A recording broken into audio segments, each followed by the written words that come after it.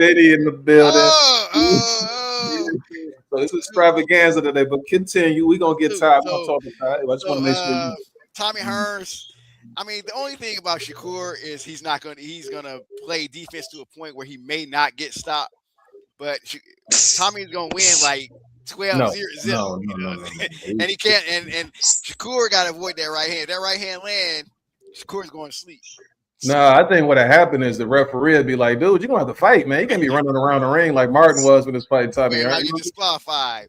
So Sugar Ray Leonard and Devin Haney, I think that's the more interesting one. I just think that anything that Devin Haney can do, I think Sugar Ray Leonard can do better. But I think this one has to, at least the potential. If it's any of these fights that has the potential to really like go the distance, it's this one. It's this one. But I feel like Leonard, being the guy that he is, eventually he's gonna smell blood. You know what I'm saying? He's gonna, pretty much son Devin Haney. Mm-hmm. The one that I had to comment on was Duran and Tank, because there was a comment that Tank would pose a threat to Roberto Duran. Me, I don't see it. I think it's the difference between Duran getting hit by Tommy Hearns and Duran getting hit by Tank. There's two different types of power. Plus that when you look at like some of Tank's fights, how he waits on that one punch. It's almost like he has to build his confidence up before he stops you. It's almost like he's kind of a front runner. And then with the Roach fight, you have a guy who is not even a puncher, but he's backing you up. He's making you uncomfortable. Duran is all that. So to me, I feel like Duran might make Tank quit in 6 rounds. Like quit. Like, oh, it's going 6? I ain't even think it's going that far. He's gonna quit. I just know that Tank is gonna quit. He's gonna quit. And he ain't gonna be on the stool. He's gonna quit in the middle of the round. Might be round 5 in the middle. Just say, hey, I don't want no. He gonna go now with no mas. We don't have enough intestinal fortitude for that guy. I'm gonna get your comments in the section in the second show. Ty, what's good brother? Talk to me. Salute. What we discussing? Well, we just want to know how you doing so far. You know what I'm saying? Because we haven't talked to you in a while. So man. Yeah, man. Glad to be on, man. So let me just hop in with these guys, talk some boxing. Yeah, everything been going good with me, man. Been going good, man. That's what's happening, man. Yes, sir. I'm listening. Salute. All right, Sheldon, talk to me, man. What do you think about these matchups right here? Okay, so we taking Marvin out, of course, and we put inserting Wilfred Benitez, Garcia, knockout. Mm-hmm. He's gonna knock Garcia out. Garcia doesn't have the footwork, the stamina to keep up with Benitez, and he doesn't have the delivery system to get that hook to the target. Benitez will probably stop him. Wait. What if Ryan give him that shoulder roll he'd like to do? Maybe he gets stopped early. Now, Hearns and Shakur Stevenson. Do I need to say anything? I shouldn't have to say anything. It's knockout. Sugar Ray is going to knock out Devin Haney because Sugar Ray, people think Sugar Ray was just a pretty boy. Sugar Ray was a destroyer. He's coming to get you.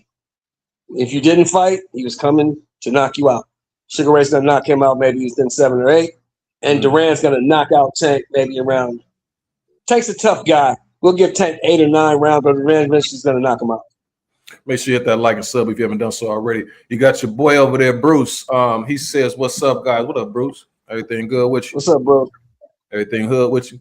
Ty, you got a dog in this fight right here as far as what you think would happen between these 4 matchups. We swap Hagler for Wilfredo Benitez. Those guys might have been a little bit before your time, though.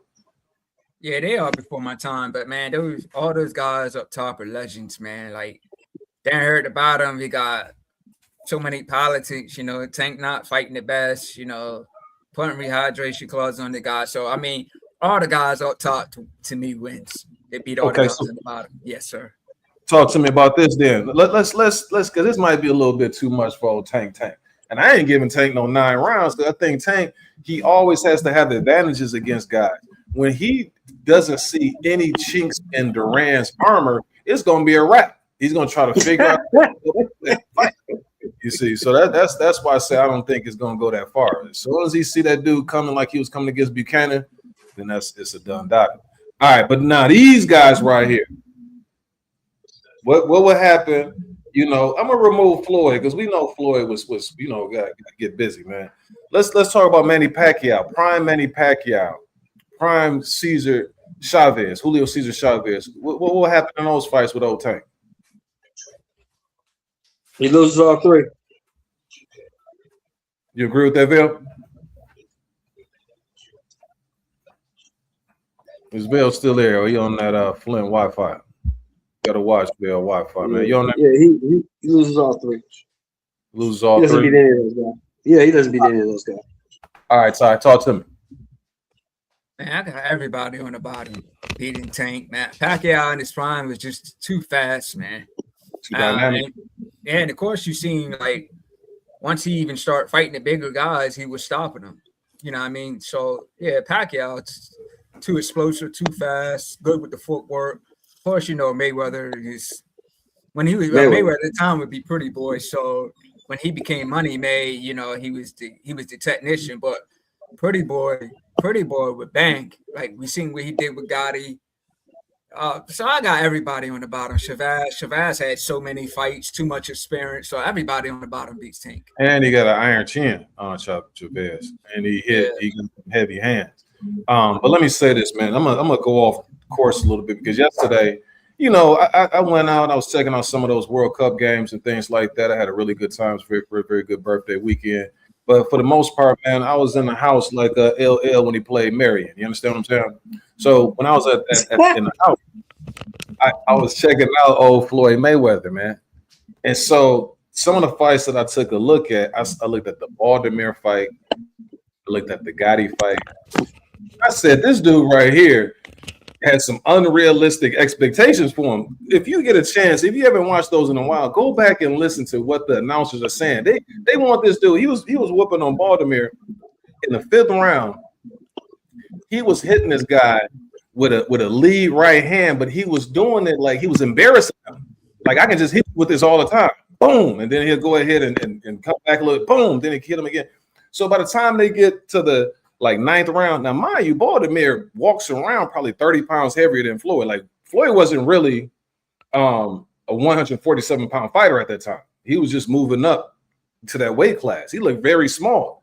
They like, well, he need to sit there and give the fans what they want to see. And I'm like, isn't it on the big dude to try to figure out a way to make things a little bit more tougher on the smaller guy? And they had Emmanuel Stewart talking that nonsense too. I said, this is crazy. And I'm like, when people talk about he's a runner, I'm like, you must then watch these fights right here because he ain't running at all. Anyway, shout out to old Floyd, man. Let's go back to Tank Davis versus these three dudes. So yes, sir. I feel like Pacquiao is probably the only one that Tank will possibly have a chance against because of the power. But for him to set that shot up, I think he's gonna. I think Tank is the type of guy that's gonna think too much. And if you're thinking too much against a Pacquiao, you're not really trying to really force, a counter on him. Like even what's my man Marquez. Marquez had to take a lot of risks just to to have a style to give Pacquiao trouble. And to be the same size, because Tank don't have the height and length of somebody like a Floyd to move around and give Pacquiao that type of trouble. So I can see Pacquiao stopping, Tank late. Mayweather will have a field day with Tank, chew him up. Pretty Boy is gonna stop him in 6. He's gonna chew him up. I feel like Money Mayweather will just frustrate Tank. Tank might want to quit and might not quit.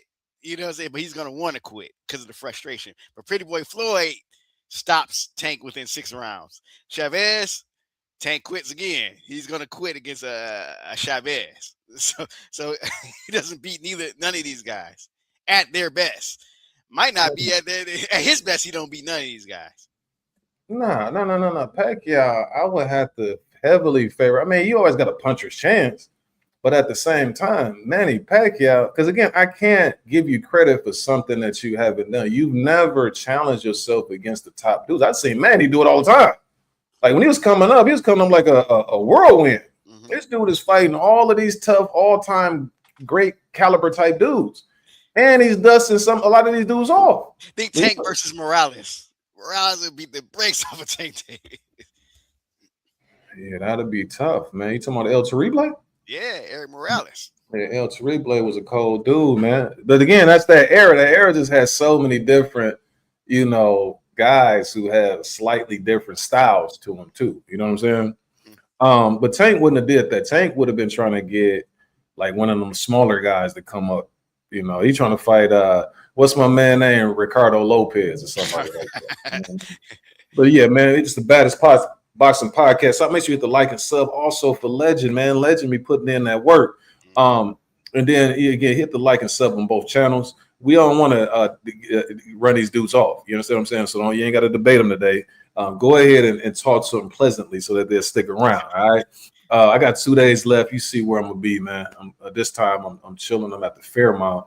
I'm using some points, so this gonna be more of a luxurious trip where I'm gonna just fall back a little bit because I need the break. Ty, I've been busy, man. This whole summer I've been doing interviews and things like that. Hopefully this week or the following week I'll hear something. You got to hear something soon because the school year is right around the corner. If they're gonna hire you for one of those positions, that you got to be prepped for the upcoming year. So hopefully I hear something soon. I try to put my best foot forward. So we'll see how the chips fall when it comes to that. But in the meantime, in between time, I work so hard that I have to give myself a little bit of time to have some rest and relaxation. So that's what I plan on doing out there. I'm not standing there, but I'm on that strip right there where you see, but I'm at on the opposite end, the right side. I'm way down there. It's like overlooking that beach. It's a beautiful spot. I'm gonna take a few pictures and let you fellas see.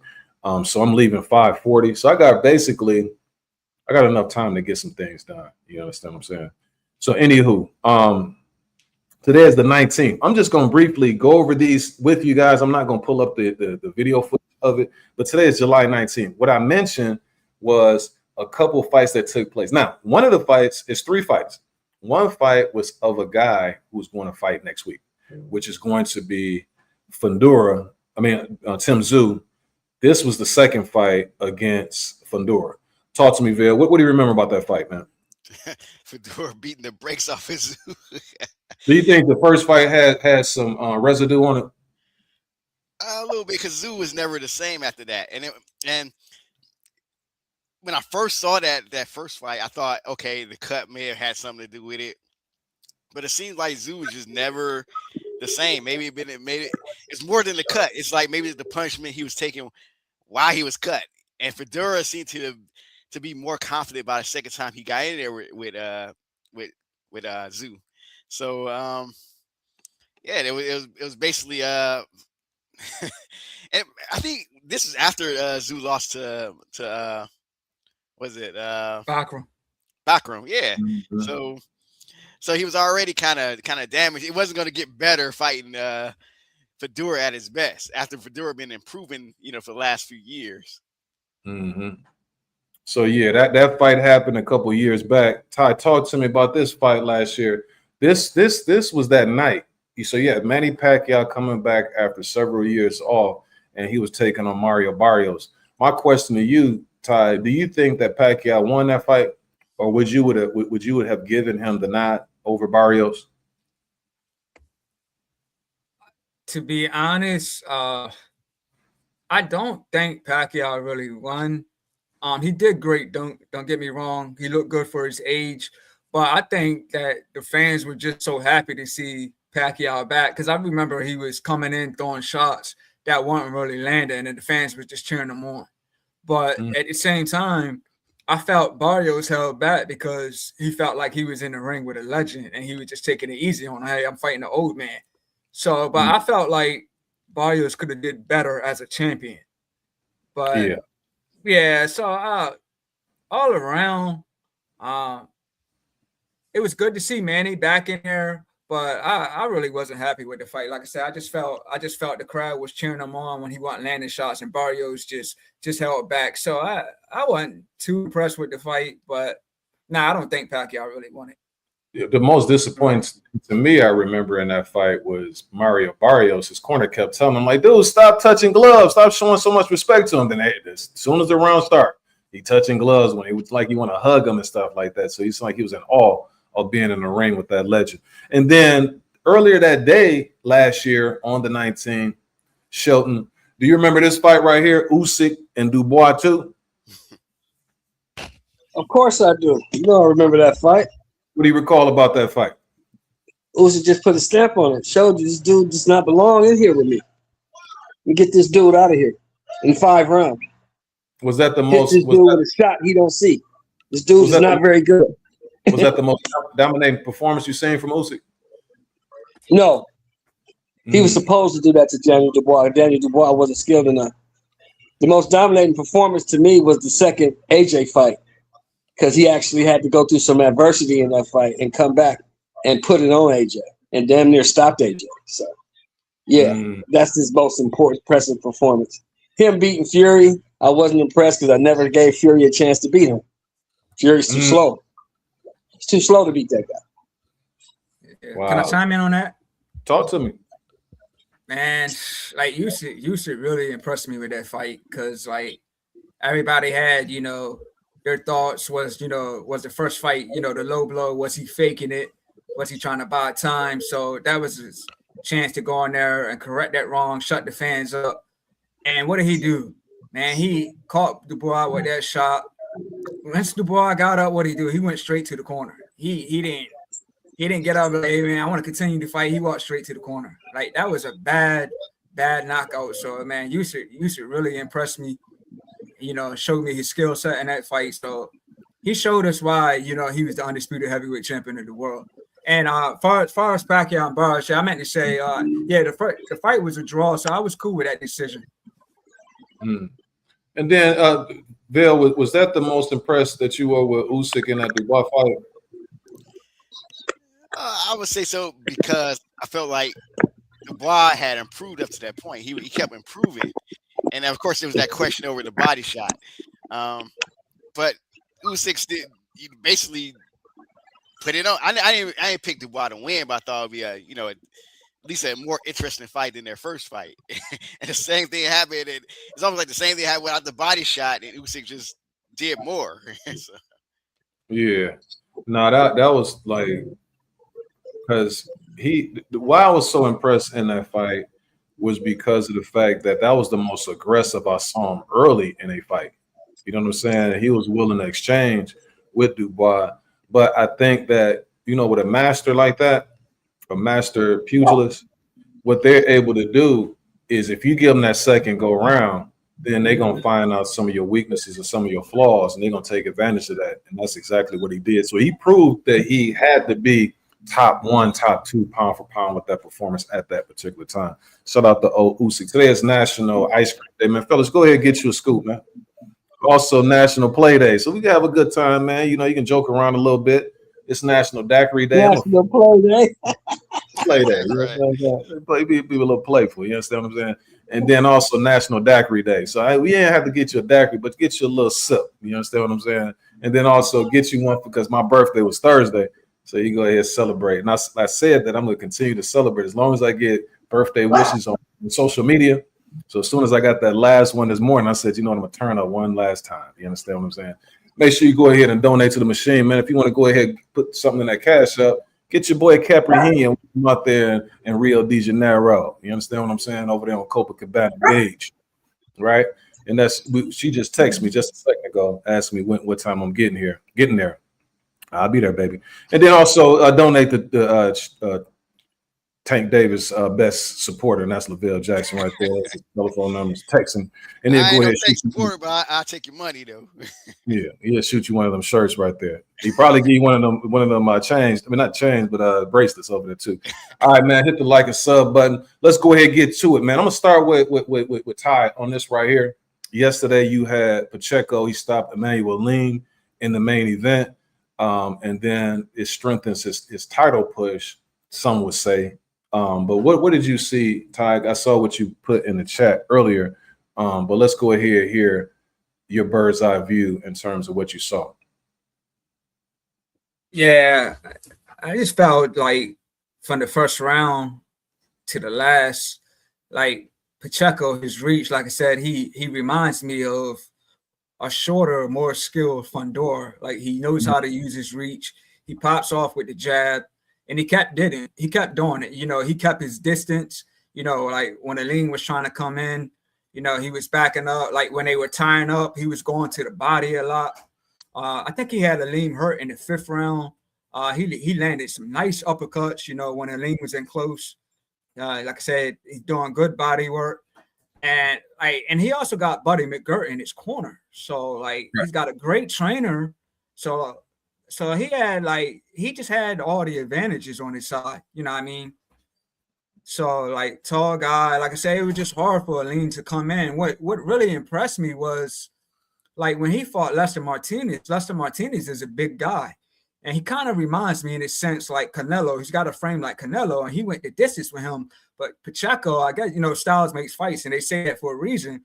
And this is why we see Fundora has so much success. I just think that reach was just too much for him. And then, of course, I believe it was round 10 or when he got stopped, he was taking some bad shots, man. Bad shots. So I agree with the stoppage. You know, hats off to both guys. Hats off to Aleem, you know, getting back on the big stage. He came up short. But, you know, Pacheco, you know, I think he needs to step up at this point. He's still undefeated. He's still, you know, stopping all the guys they're putting in front of him. But yeah, that reach, and it was just too much for Aleem. But like I said, Pacheco, he just knew what to do. He knew to keep his distance. He knew to pop off with the jab, and he was very successful with it. What about you, Sheldon? Sheldon, you say you was in the building? No, I went past there. I didn't stop. They was passing out tickets in the front, but I didn't stop. I came on home and watched it. Oh, okay. You could have got 2 tickets though at the window for $52. So that should tell you everything you need to know. Man, she got the front row tickets, Sheldon. She got the front row tickets. Nah, man. Come on, man. They probably I've been in the Dignity Health Sports Park at night. It gets cold. It's like a wind tunnel. It'd be windy up in there, so I just went on home to watch it. I didn't want to be. It was only 13 people there anyway. Only his family showed up to see it. That's where you come up. You go up in there, get you 2 hot dogs. You know some. Man, look, man. Pacheco is 6'4", 168. He's a good boxer. But let's be honest. Emmanuel Aleem is a jag. You know what a jag is, right? Just another guy. Just another guy. You know what I'm saying? So I need to see him in with the Lester Martinez's of the world, the Billy's, the Caleb Plants, Charlo, Boo Boo Andre, somebody. But you keep fighting these unknown dudes in these nondescript arenas, you're going to keep doing. This dude is from South Central Los Angeles, and you couldn't even get 3,000 people to show up to your fight, bro. And you from here. They got to get him on a bigger stage with some bigger names so people can see what he actually got, because we really don't know. He's beating up guys. These guys are, you know, most of these guys he's fighting got jobs. We got to get him in there. If he's supposed to be next up, he's 26-0 now with 19 knockouts. 26-0, 19 knockouts. If you ain't ready now, when are you going to be ready? Time to step him up, man. Yes, sir. What you see, Vail? This fight was kind of, you know, everybody knew I was rooting for Aleem, so it's kind of hard to watch, you know. And I was pretty frustrated, you know, because I mean I'm gonna give Pacheco some props though. He did improve a little bit under Buddy McGirt. You know, Buddy had him really with the footwork and using the distance and popping that jab out. Once he started snapping Aleem's head back, I was like, this fight's not. Even though Aleem was kind of in the fight early, you know, you still like, man, this fight is not going to go a distance. Normally they start getting their head snapped back like that. And Aleem he didn't really have a game B. He just kept, you know, coming forward trying to pressure Pacheco and catching with, you know, shots to keep him off him, get his attention or hurt him. but he never really, put together any really, good combinations to really give himself a chance to win a fight. Plus, he wasn't one of the biggest mistakes he was making was he wasn't really moving his head off that line. So when Pachenko, somebody with a jab like that, is snapping your neck back, I mean, at some point, you got to start moving yourself a little bit off that line, trying to go under them shots and trying to make some stuff happen. And some of that was the corner. The corner wasn't really, I feel like they wasn't really giving them any type of guidance that was going to help them be successful against somebody. If you up against a corner man like Buddy McGirt, you got to be a strategist. You can't just be motivating your fighter, just make something happen, So I'll just say that Lee did show some heart, though. You could tell that he was, at least trying to make it the distance. So it was kind of heartbreaking, but hey, it is what it is. Was he trying to win? Because I mean, at some point he was like he just wanted to survive. Like I'm gonna rephrase that because he was trying to survive, but not in the way when guys try to survive to start running and all that. He was trying to survive whether I'm gonna keep doing enough so I can just stay in the fight and not get stopped. But Pacheco just became too much for him. Yeah, can I chime in on that? Go ahead. Yeah, I want to say I agree with Vel. Like, there was one round where I think his dad was telling him, "Hey, you got to move your head," and like I guess he just couldn't do it, and it just maybe because Pacheco's arms was just too long. And I remember reading an interview where Amir Mansour fought Herkovich, and he was saying, "Man, it was like this guy had 8 arms." Because I guess when you're dealing with that reach, it's just like, them shots, they just coming from all angles. And like I said, Aleem, he couldn't bob and weave. And I've seen Aleem fight live. When we seen him fight live, he can bob and weave, he can move. But I guess like I said, styles makes fights. And I guess that style though it was just too much for him. And like I kept saying the ref, like telling him, "Hey man, you got to show me something or I'm going to stop it." And it was moments where I thought the fight was going to be stopped, but it didn't, and the ref kept letting it go on. But like I said, I do agree with the stoppage because he was taking a lot of punishment. Yeah, I think here's the thing. Sometimes you can tell somebody to do something, but it's a little late if you haven't really been prepping for that prior to the fight. Like that's something that y'all wasn't necessarily emphasizing and focusing in on. At that level right there, it's a little too late to be like, do it now, especially now that I'm tired. I've been getting jabbed to death. And that was my biggest concern going into the fight. In the Lester Martinez fight, I thought that Aleem had success, but that's a better stylistic matchup because they match up better physically. Like they don't have their dimensions. It's not like one person has way more of this over Aleem. In this fight, you were going to have some type of game plan to eliminate that jab, to be able to get on the inside. The other thing is, although Aleem had success against Martinez, and I think he would have success against Mbili. I don't know now because he took a lot of punishment. I think that he would have had more success against somebody like Mbili based on the physical nature of both guys. In this fight right here, going into it, I was like, man, he had success against Martinez, but he wasn't hard to hit. Because I remember the comment that I made. I said, man, you got to tighten that defense up because he was getting hit flush too much. But that's when I was like, oh, man, he got some heart because he was taking it. He was coming right back.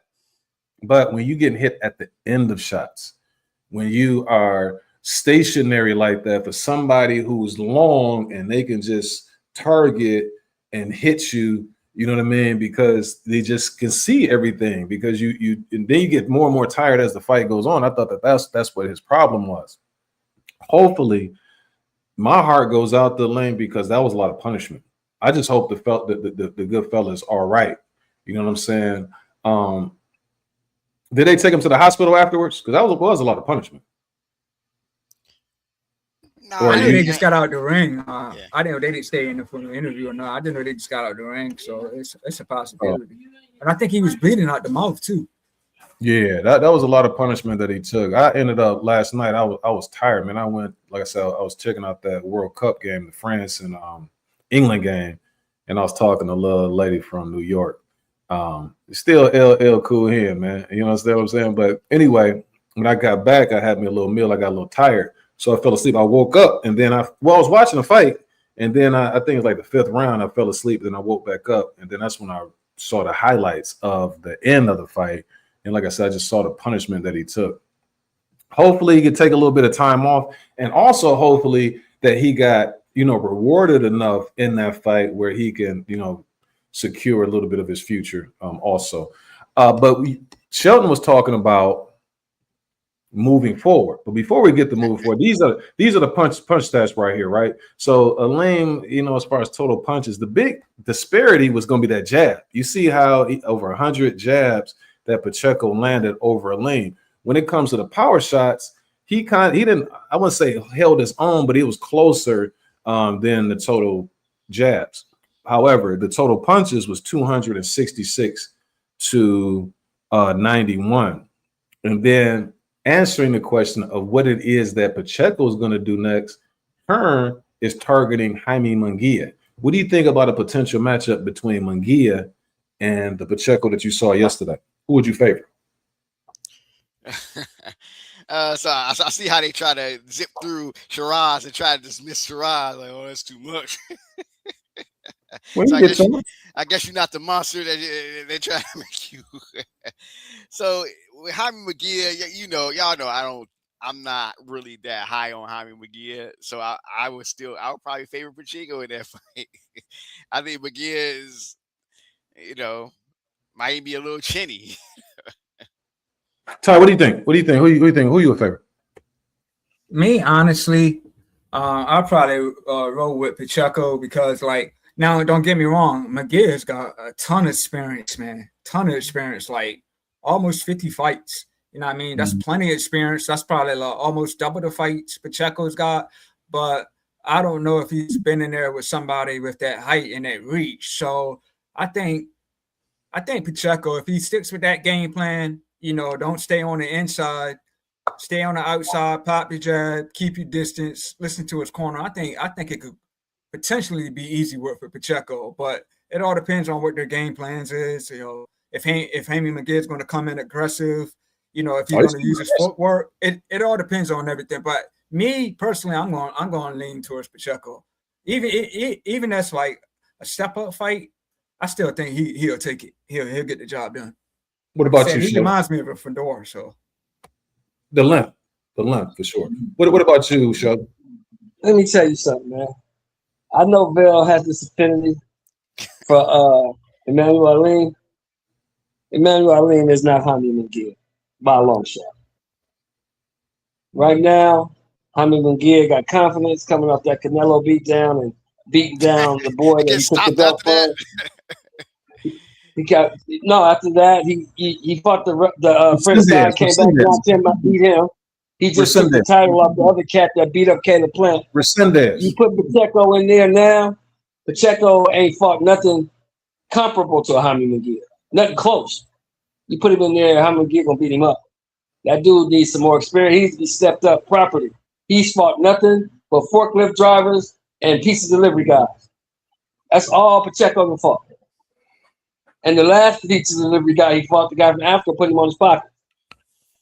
So don't tell me nothing about no Pacheco. Pacheco needs to step up properly. You put him in there with Jaime Munguia next, Jaime Munguia gonna beat him up. Hey, didn't Jaime Munguia get put to sleep by a pizza driver? And he came back and beat that pizza driver. Then he came back and took the title from the dude who beat the brakes off of Caleb Plant. So, like I say, go ahead and put him in there. You like him. Put him in there with Jaime Munguia and see what happened to him. It's part of the episode. We let these fellas go at it. Vel, I'm going to give you the last word on that argument right there, right? I ain't going to have the last word. Pacheco, that's all I'm saying. Right, so we're going to take Vel's mouthpiece out. We're going to end the fight right there. So now, as far as what I see here is Pacheco, I think that it's a pretty good fight. I like that if that's the direction that they decide to go. With a guy like Pacheco, those long dudes, if you got some power and you can kind of get past that jab, then you can have some success. And if Jaime Munguia can do that, then it's going to be all bad for Pacheco. He's going to get put on his pockets. if he's able to do so. Buddy McGirt, I like the addition. He looked better to me yesterday. He looked more like somebody who had identity. You know what I'm saying? I'm working behind this jab, and I'm everything is coming off that jab, and then I'm working this right here, and I got these counters and stuff like that. Where I didn't see that before. I just saw a tall dude who was just kind of like slightly athletic, but he just was long, but he really didn't have an identity. So I think he's building that character with him. Now, the thing about Pacheco's not going to stay at that weight class long. If you look at him, dude, feet, he got to be wearing like a size 14, 15 shoe, which tells me that he's going to grow at least 175, potentially cruiserweight. So he's right now, you know, being that young, he's able to make the weight and things like that, but he's going to grow out of that. Yeah, you're right, Wilton. He is only 25 years old. Yeah, he's going to grow out of that weight class. And then speaking of, on a different note, though, I was checking out Buddy McGirt yesterday, too. I told you I was watching the Gotti fight because, you know, he was training Gotti for the Floyd Mayweather fight. And the thing that he kept saying about Floyd is, I know that Gotti is willing to die in the ring. Is Floyd? What's going to happen when he hit him with that left hook? Is he going to be able to? And so I just thought that was interesting. So he's come a long way as far as his training is concerned. Any last thoughts on old Jaime and Pacheco potential matchup? Nah, but hey, I want to add, man, you're right, man. Floyd versus Gotti was my best Floyd performance, and like seeing Buddy McGirt hold, you know, Gotti's face, man, it was like a sad moment, man. He was like, man, that's too much, man. So, but yeah, that was the most impressive. No, that was a good day, Floyd, man. That was a good day to me. You understand what I'm saying? Like that was a virtuoso performance. Because again, I like the dudes who they hate on, like Floyd. If you had some guys just have unrealistic expectations, like Floyd, Roy. Like they would have Roy, since nobody can mess with him. They're not looking at it like dudes just can't mess with him. Oh, one he go ahead and try to fight Lennox Lewis, or one he like, dude, like what the heck you trying to have this dude? You trying to get this dude killed? You know what I'm saying? Let me ask you a question, Wilton, about that Floyd Gotti fight. Beautiful day. Beautiful day. Was there ever a time where you even gave Gotti a chance? No, but the dudes, Floyd kept getting avoided though. Yeah, I mean, people say it was an impressive performance. It was an expected performance. I never gave Gotti a shot. Too slow, no defense. Floyd gonna kill you.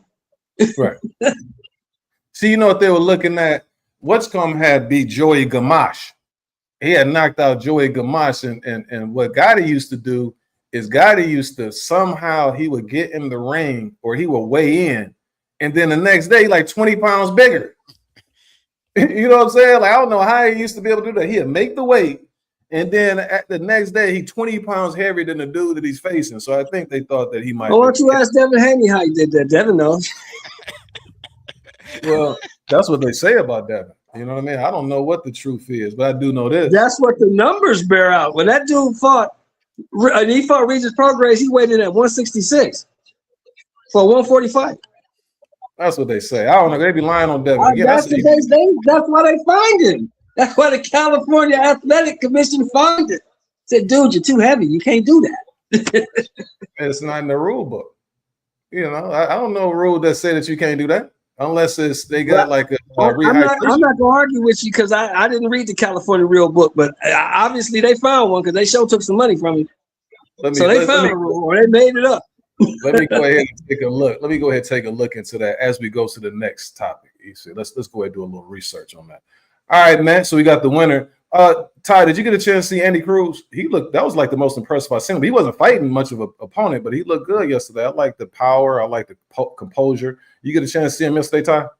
Yeah, I was glued to the co-main and the main, man. So like from what I seen, Cruz came out aggressive. But Montoya, he was giving you that Mexican style. You know, they were going toe to toe, going to the body, going up top. So it was entertaining while it lasted. But man, that punch that Cruz landed at the end of that second round, it made me jump back. Like, and the way he fell, Montoya fell, I just knew from the third round that he wasn't fully recovered. That was a big shot, and Cruz ended up getting the stoppage. So Man, that was a great fight while it lasted, man. But that shot that Cruz landed, wow! Like hats off to the guy. I know he's coming off the Mortala loss. He did good in that fight, even though he came up short. But yeah, hopefully he gets back in the mix. You know, 'cause I feel like he don't got much time at his side. You know, not a lot of pro fights at 30 years old. But that shot, man, that's one to remember. Yeah, you get a chance to see it, Shelton Neville. No, I didn't actually. Man, that was disgusting. Putting that dude in there. They found that dude on the side of the road selling oranges or something, man. That was bad, man. That dude that had no business in the ring with Andy Cruz. That was terrible. That dude was awful. There was no way he should have been in that fight, man. I couldn't stand it. I want Cruz to go back down to 30 where he belongs and fight some of them guys. But that yesterday, that was disgusting, man. I didn't like that at all. That dude had no business in the ring with Andy Cruz. So let's go ahead and take a let's use our AI. Devin Haney was not fined by boxing commissions for December 2023 bout against Reject Warriors. The fine that is often associated with Devin Haney occurred earlier against Vasil Lomachenko. All right, so let's go ahead. Okay. You know, let's well, somebody got it. You got to keep the buck on that. You understand what I'm saying? But yeah, Cruz look good, man. Yeah, so hopefully Cruz at 130. I'm gonna tell you who he'll smoke, and he's my guy. But can't mess with him. Oshaki. Oshaki can't mess with Cruz. So he can't mess with I don't doubt that. Yeah, but you want to put him in there with Shakur? I want him to get what he deserves. That's what I'm saying. Like I think he should get what he deserves. That's all. What he deserves from Shakur is a butt whooping, a good whooping. Put him in there and let him get it. So let me ask you this question: If I said that George Foreman is going to cream Ken Norton, but Ken Norton is going to give Ali a good fight, would you look at that? Would I be crazy to think that? No, he would not be. No. So styles make fights, sir, is what I'm saying. So that's all this is. But this is all I'm saying to you. This is all I want you to listen to. So I'm saying to you, I have seen nothing from O'Shaquie Foster in all of his fights that I've seen that leads you to believe he has any chance of beating Shakur Stevens. I've seen nothing. I don't either. All I know is this: is that I heard Shakur Stevenson himself talk about, this guy O'Shaquie can fight. I heard him say it. So if he's saying it, then I want to see what he saw. It seems like he see more in him than I do.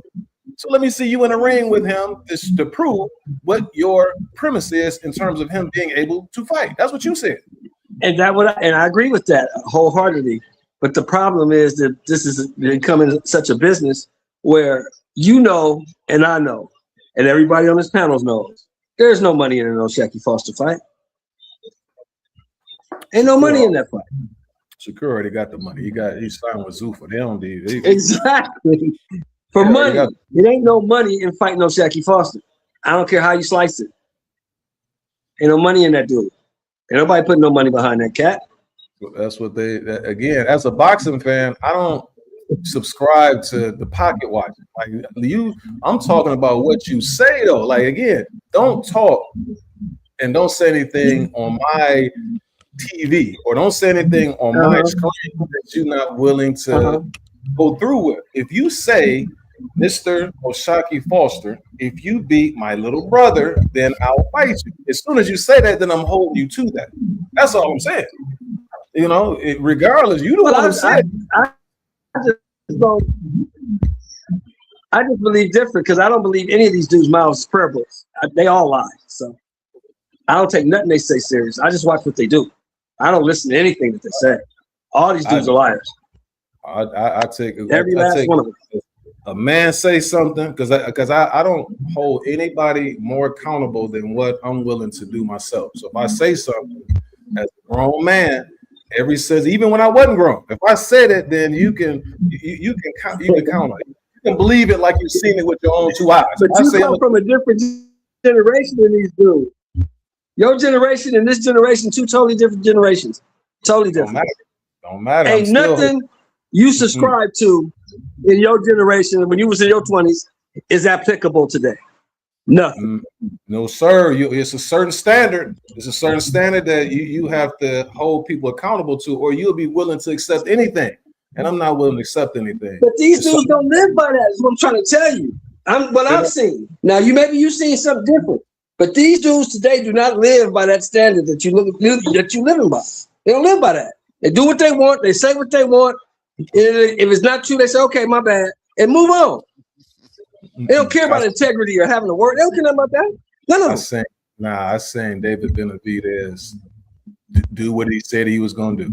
I've seen do what he said he's going to do. I've seen Ben Murray do what he said he's going to do. Those dudes aren't that far, you know, from stuff. You said Benavidez and who else? I'm sorry. Benavidez and who else? Rodriguez. He's saying he what he wants. You know, give me this person. Give me that person. Yeah, those two, yeah. I can't argue with that. Those two, yeah, you're right. So if that's the standard, that's the standard. That's all I'm saying. But they're not looking at those guys. They don't even care about those guys. They care about Kick and Zeus Network. That's what these dudes care about. Yeah, they can care about what they want to. I'm saying for my sake. Oh, okay. In terms of my expectations of somebody as far as what they say. Then if you say anything, then you're just a frivolous little guy. And if you're just gonna be able to just say anything. What they are, yeah. I got you. That's all. But speaking of the truth will set you free. And he's gonna be back in action next week on the 25th. Yes, sir. Errol Spence fight against Tim. Errol is getting up. They're starting to get a little long in the tooth. He's 35 years of age, 28. We ain't even gonna worry about that one, you know, whatever that is on his resume, because we know that wasn't him. 5'9.5". And then we got TSZYU, 26'3", 78.5 or 70.5 inch reach. Spence is a southpaw, fighting out of DeSoto, Texas. When I met him, I don't know. Errol said he was from Oak Cliff, though, so I don't know. He might not, but he might have lived in Oak Cliff at the time. He's coming off of the Yordenis Ugas fight that he had. And then it's not what fight he's coming off of. He's coming off the Bud fight, Bud Crawford. TSZYU. He coming off that mollywhopping he took from Bud Crawford. That's what he coming off of. That rearrangement of his face and his rib cage. That's what he coming off of. Yeah, we all know that wasn't Errol. All right, so he's 27-3 with 2 KO losses at 18 knockouts himself. And then he has the 70.5. We already talked about that. He's coming off the Dennis Nurja victory that he had a unanimous decision. Talk to me, Bill. I'm going to start with you, man. What's the likely outcome in this matchup that's going to take place in Australia? This is a hard fight to predict because of Spence's inactivity. Spence, if he was active, he would wash TSZYU because TSZYU is not. TSZYU is damaged. He don't move his head. He's damaged. He's shitty. He doesn't handle adversity, I think, even as good as someone like Errol Spence has. If Spence had been active, even with that loss to Crawford, I would give Spence the utmost advantage over TSZYU because Spence have better fundamentals. You know, he moves he moves around a little bit. He moves his head. You know, he knows some fundamental stuff that TSZYU. He doesn't make the same mistakes that TSZYU does. But because TSZYU is still gonna make these mistakes, and let's say, given the fact that he doesn't improve, I think this still gives Spence a chance to win this fight. So because things are not equal, Spence has taken like the next 3 or 4 years off. But however, I mean, he's taken the past 3 or 4 years off. However, I think Spence doesn't come off to me as the type of person that would take years off and not at least have some semblance of himself. He's going to have some semblance of himself. So I expect him to have a rough, maybe 2-3 rounds, start utilizing that jab, going to TSZYU's body. And I feel like it's going to keep him in his fight. I think the boxing skill is where the disparity is. And I think Spence is kind of, Olympian level type skill. And that's something that even years away from the ring can't just take away from you in that IQ. And I think that's the IQ that TSZYU doesn't have. So I feel like Spence is conditioned enough especially with that extra, 2 or so pounds helping him. He should be able to squeak out a close decision over TSZYU. So I'm going Spence decision. So they fight in Australia. You think they would give him the nod if it's close? But you made your prediction, so we're gonna go ahead and go with Ty. Ty, what do you think, sir? Yeah, I'm excited for this fight. A lot of questions though regarding Spence, the inactivity. He's 35 now, so a couple years later down the road, he's going to TSZYU's hometown. But I think he'll get the job done. Lately in TSZYU's fights, he's got stopped by Fundora, he's got stopped by Backroom, but this is in his backyard, so I think he's got the motivation there. He's got his home, he got his hometown advantage. But Spence has been here before. He's been here before. He went over there to the UK in Kell Brook's backyard and stopped them. I think we're going to see another moment like that. I don't think it's going to come easy. I think it's going to come tough for him. So I'm gonna go with Spence. Late round stoppage. But I think the first couple of rounds, like Vel said, I think he's got to get accustomed to being back in there. I don't really think the new weight is going to be an issue because Spence always been a big dude. I remember vividly, like when him and Porter fought, like at the face-offs and the weigh-ins, he was a big guy. He looked a lot bigger compared to Porter. So I don't think this is going to be an issue for him. But yeah, I'm glad to see Spence back in there. I'm expecting a good fight, but I'm gonna go with Spence by late stoppage. You got to be more specific than that, good sir. I'll say ninth round stoppage. Okay, before we go ahead and get Sheldon, we got my main man right here. I gotta make this bigger because my eyes is bad, good brother. It says, and Pacheco had an opponent tailor-made to look good. I don't think he's ready for Munguia, so he disagrees with it. That's my main man, Blaze. He also, he disagrees with old Vail. Pacheco has problems with pressure fighters. Yes, sir. Talk to Vail, man. You want to come on and again put Vail in his place? I got 5 for you. And then also he says Shock versus Cruz is a good fight to see where they both are at. Got you on that, good brother. He also says, and again, I got to make these bigger because I can't see. Don't say you're going to fight someone if you're not going to fight. Blaze, talk to me, pound for pound champ.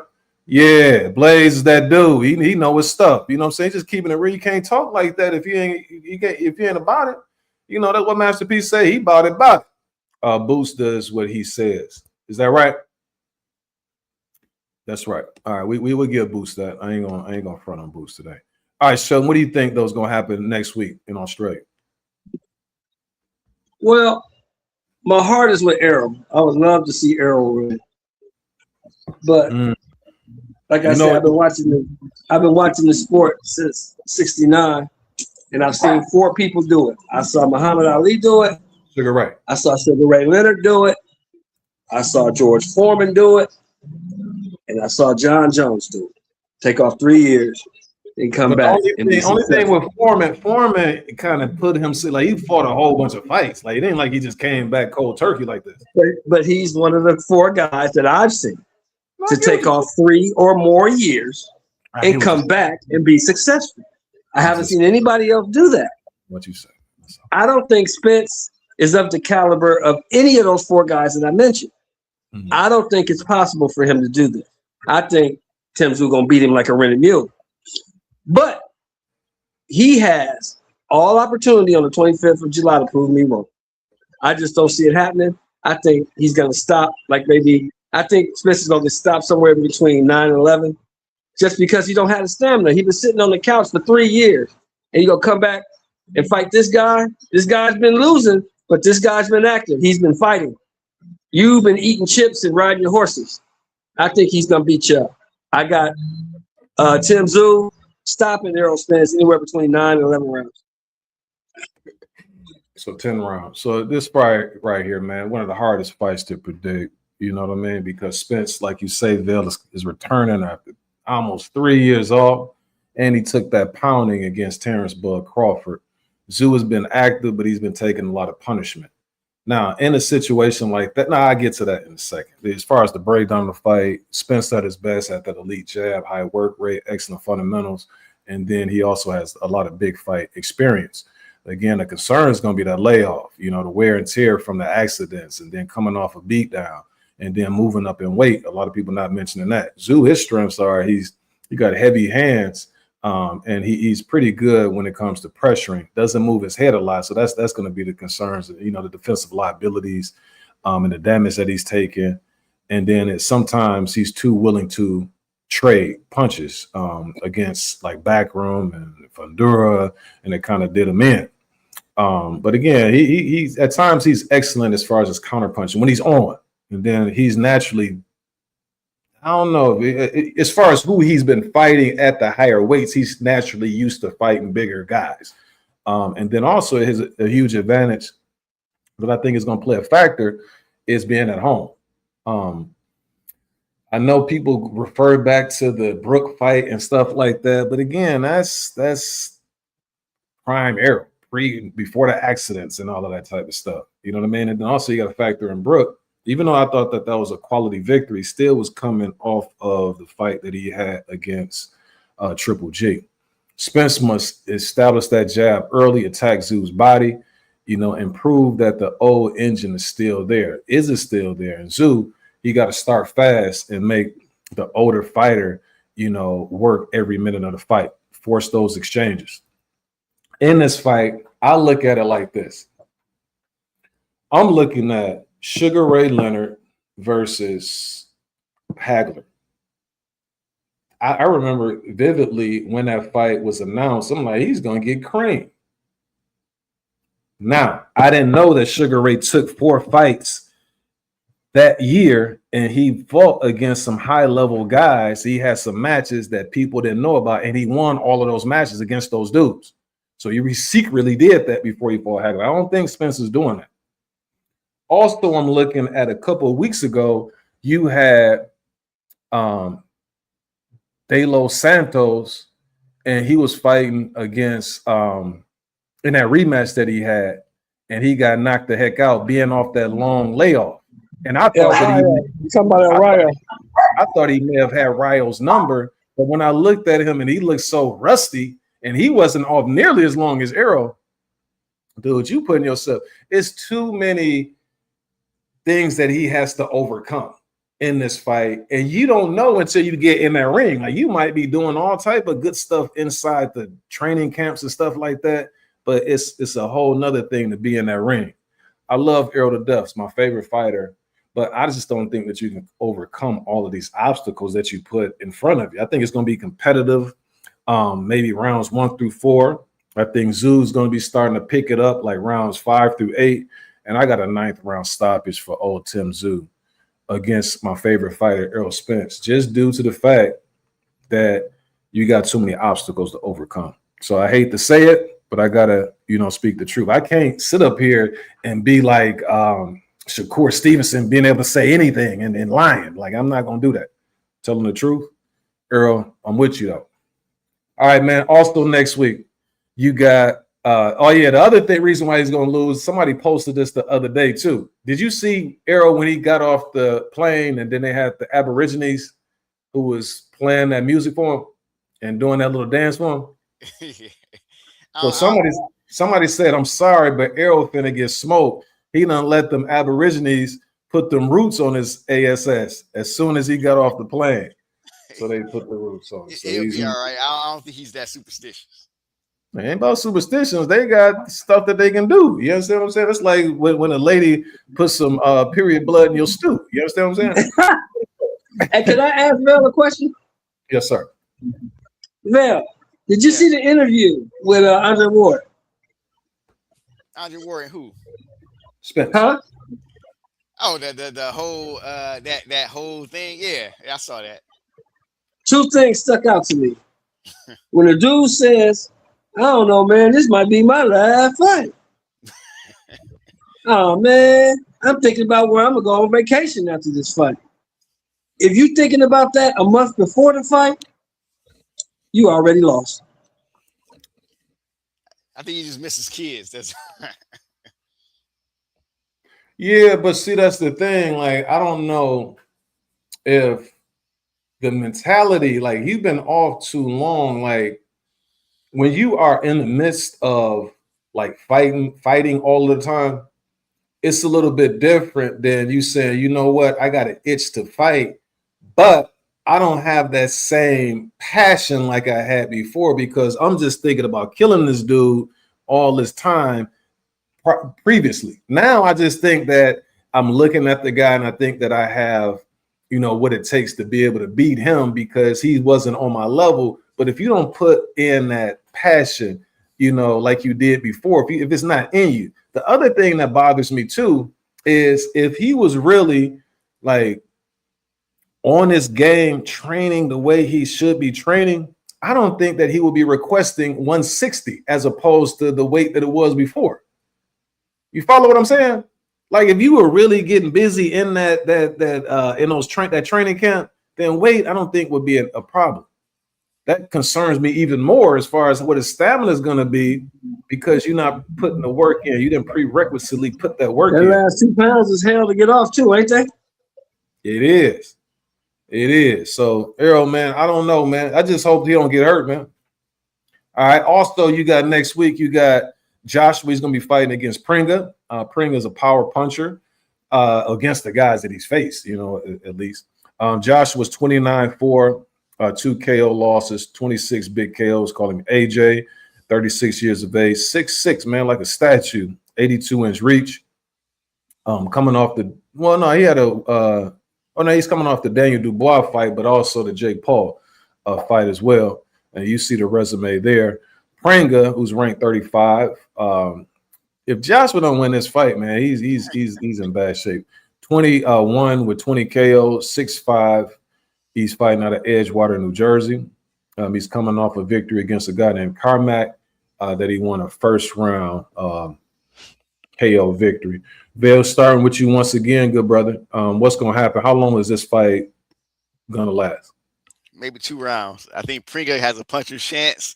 I think they're marking that as like, this guy got all knockouts in this fight, but he hasn't knocked out anybody that's relevant, that's of any type of substance. This fight is going to be like Lennox Lewis, Michael Grant, or something like that. Where Michael Grant was better than this, though, man. He's better than this. I'm talking about how the fight going to look. Where Josh is going to play with him and spark him, put him out in 2 rounds. In round 2, he's going to knock him out. You think he's going to play with him? He's going to play with 4 rounds. 4 rounds, he's going to play with him. He's going to play with 4 rounds. He ain't no playful guy. And so you play with Jake Paul. Well, he not fighting. He wasn't fighting a real fighter. You know what I'm saying? This dude right here, at the very least, he can put your lights out though. You can't be playing around. Anything else, sir? You said 2 rounds? Yes, sir. All right. Let's go ahead and hear from you, Ty. What do you think? You going with the upset? Yeah, I agree with Val. I think Pringa, if I'm saying his name right, got a puncher's chance. That is a guy with a lot of power, though. We know AJ doesn't have the best chin, but he's been here before. He's been on the big stage over and over and over. I would just wonder how his mental is, coming off, losing 2 good friends or trainers in that accident. So I hope he's, he's focused, he's trained hard, and he's put that behind. I know that's probably hard to get over, but still, like I said, he's been in this position before. He's a champion, former champion, you know what I'm saying? So I think AJ, he's going to get the job done. But like I said, his chin worries me. And going against a guy that's a power puncher, he's got to be careful because, AJ, he doesn't have the best feet. Once he get caught, he can wobble. It might be hard for him to get up, but I think he'll be okay and he'll get the job done. One thing about AJ Chin, he is a little chinny, but a lot of times once he gets hit, he doesn't like necessarily. It won't be that one punch that buckled to him that is going to put him out. Like it normally takes more of an accumulation of punches to truly get him out of there. But let me ask you this, Ty. You made a point about the untimely demise of his friends, right? Do you think that could be something that actually makes AJ stronger and better? As a better fighter. Think that's possible? Yeah, I think I believe, he could dedicate this fight to them.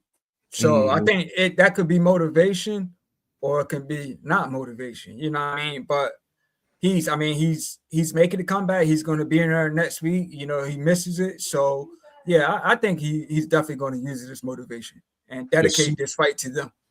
Yes, sir. Yes, sir. What about you, Sheldon? What do you think? I think AJ's taking this fight to see if he still wants to fight. Does that make sense? Mm-hmm. Yeah, I think this is a fight he's taking to see if he still wants to fight. If he gets this guy out of here within the first 5-6 rounds, he'll go ahead and take the Fury fight. If he doesn't beat this guy, I don't think he'll fight again. I think he'll retire. But if he's still AJ and he trained, he's ready, he should beat this guy within 5 rounds and go on to knock out Tyson Fury. Yeah. Yeah. Against the guys that break his face, he looks like he could be durable, but he hasn't been getting cracked by somebody like AJ.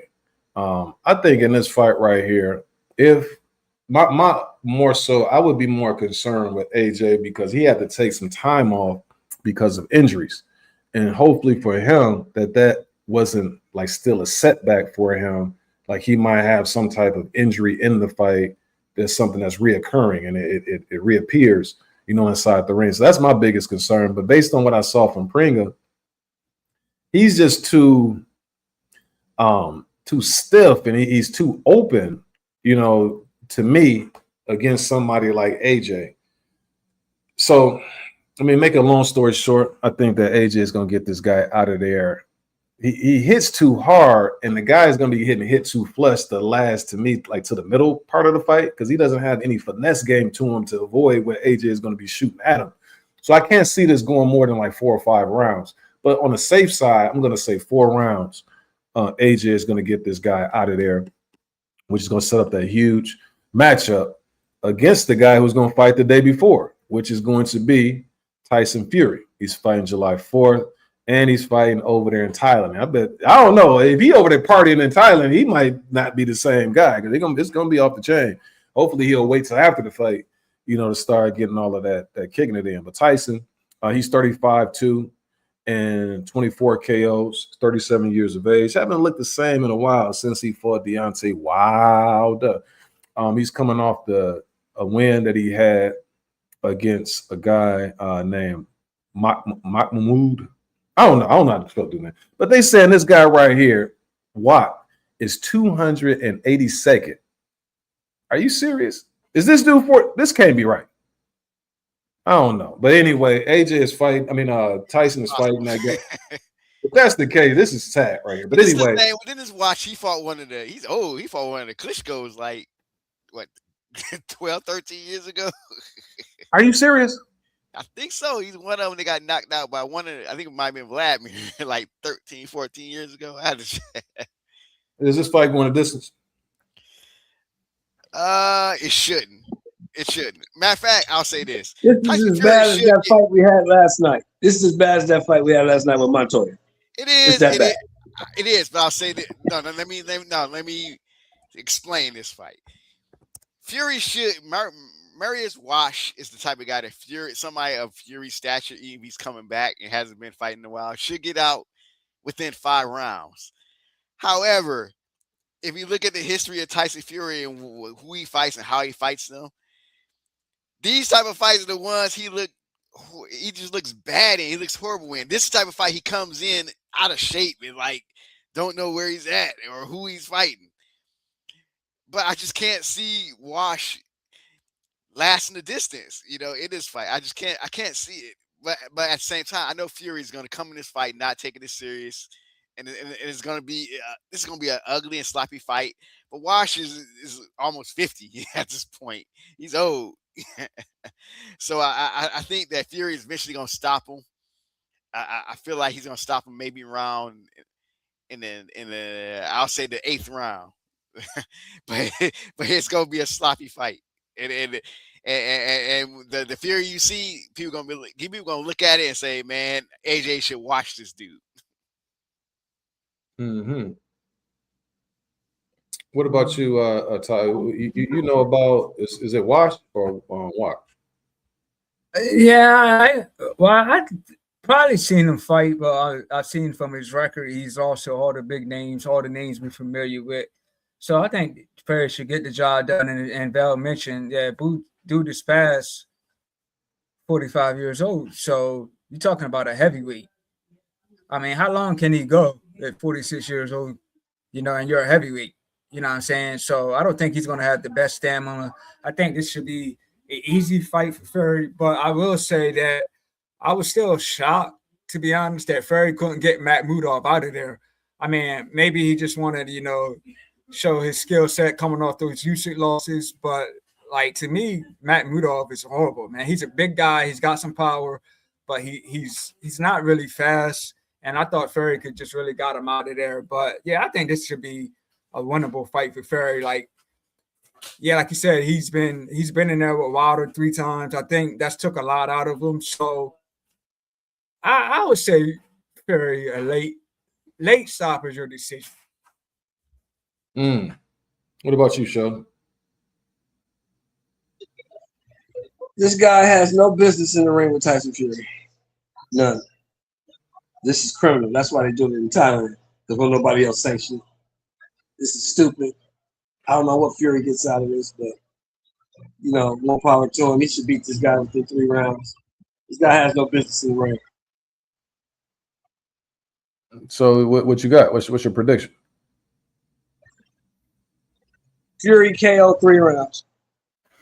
Yeah, I'm gonna flip it. I'm gonna flip side that, because now I'm doing my research and I'm looking at these fights that he lost, and when you look at his resume, it says that he has 5 KO losses, but the guys that he's got KO by, they can punch. Anybody that he's fought that's kind of like a boxer, then it looks like he can go the distance, and he's gone the distance a lot in recent years. But let me go ahead and go to this right here, Rick. I really shouldn't. I don't know. And then he says Fury 8. So he says Fury 8, and so then also Fury's getting old too. That's a fact. And he's getting slower and more lackluster. Lots of wear and tear on Fury. I think AJ is the favorite. Maybe so. Maybe so. But as far as this Wash fight, I'm going on the flip side, man. I'm going to say that this is going to go the distance, because, again, the guy has been going the distance with the exception of dudes who can crack. Like, Atama took him out in 2. But you got an old 40-something-year-old dude. If somebody's in their early 20s, they should be able to take him out like that. That's like a given. It's more so the older guys. Fury doesn't pack a huge wallop on his punches, especially like you said, Bill. The key is people who he already thinks that he's going to beat, like he's a huge favorite. It's like he thinks that he can take him out anytime that he wants, but you just don't have that power. And if you're not like truly invested in the fight and you don't really have like something, a disdain for the guy, he just doesn't have it. It reminds me of sometimes when you have teams that play against another team, and it's like, okay, we playing against somebody who's not on our level, so we playing down to the level of opposition. But if we playing somebody, we got our antennas up, we can beat anybody, right? And that's how it is in this situation. He's never gotten up. It's no incentive really for him to get up for this fight. And then with the enough skills that he has, he knows that at his worst day, this dude still shouldn't be able to mess with him. So I'm looking at it through that lens. So I think it's going to end up being a 12-round, lopsided, unanimous decision for old Tyson Fury. That's going to give me 3 points. Bill, you're going to lose out. All right, now, so hit the like and sub if you haven't done so already. CC 10 people up in here. I'm getting edging closer. Vail lost a lot of points yesterday because he picked a lean, and I decided to go ahead and go with Pacheco, who's going to give Jaime Munguia all type of trouble in the next fight. All right. Now, as far as the talks, man, the guy that we've been talking about, O'Shaquie Foster, from time to time, is more so in reference to Shakur Stevenson. He's saying that it's advanced talks with him and Emmanuel Navarrete in that fight. Who do you like, man? Do you think that is that a favorable matchup for Oshaki against Navarrete, or would you favor Navarrete? I would favor Foster in that fight. I think he has way too much for Navarrete. Navarrete would surprise me because there's a few fights where I picked against him and thought he would have lost because he is an awkward fighter. You know, he's not just a typical like come forward, you know, Mexican fighter. He moves a lot and throws punches from weird angles. But Foster, man, can do a lot more. And I think Foster, you know, if you're gonna try to butt with Foster, he got some kryptonite in him too. So I think Foster's probably the better all around fighter, and I think he'll if somebody's gonna get outboxed, I feel like Foster can outbox Navarrete. So I'll favor Foster in that fight. What about you, Ty? What do you think about Oshaki Foster, Ty? First and foremost, before you say who you think, do you think he's a pretty good fighter? I mean, what's your take on it? Yeah, it's a tricky one. Navarrete's got a more experience. Foster's been looking good. Like, you know, he made easy work of, you know, Fulton.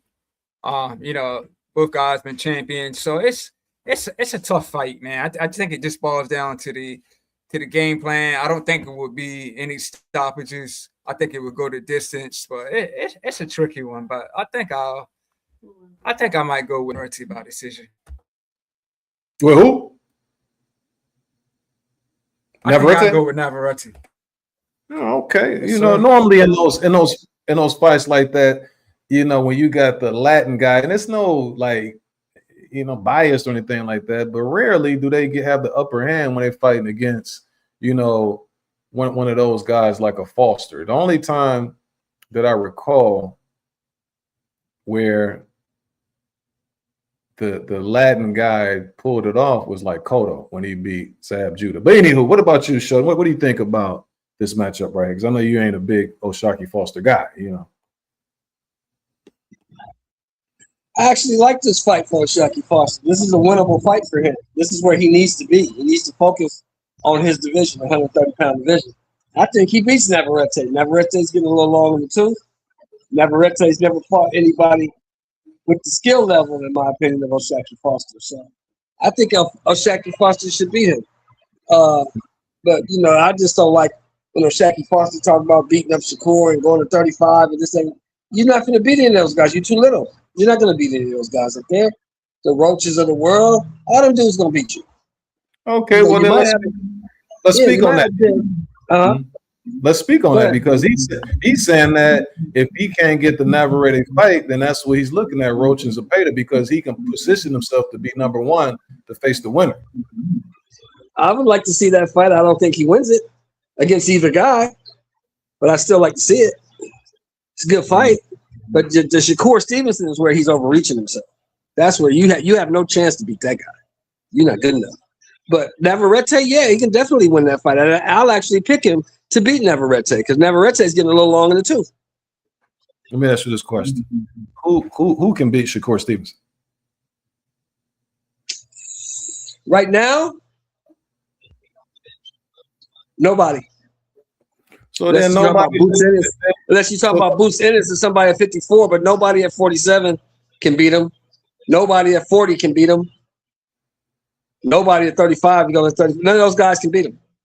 So then why is it? Then they might as well just not even try to fight him then, because he's gonna beat everybody. Well, I mean, you know, that's my opinion. That doesn't make it so. That's just my opinion. Yes, sir. Just because I say it doesn't make it a fact, but I believe it. I believe he can beat all of those guys. Yeah, I think for me personally, I think that it's some guys that can give him a good run for their money. That's going to definitely be Devin Haney. Is one. But can Devin Haney beat him though? Yeah, he can beat him. Yeah, he can beat him. But what about you? What about this? You think, Vail, as far as Oshaki? Because again, if that other fight falls through, then he's going to try to position himself. Well, he can because he's the champion, and they'll elevate him to number one. I think it's more his speed. I think looking at the styles, I think Foster has a better chance against Zepeda than he does against Roach.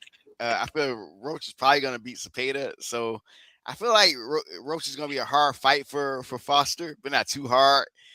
It'll be an interesting fight and one that I'll be looking forward to because you have two guys that's really tough mentally. You know, at this point they both have shown strong chins and strong will. So that'll be a good fight, man. That'll be a fight for for us, for the boxing fans.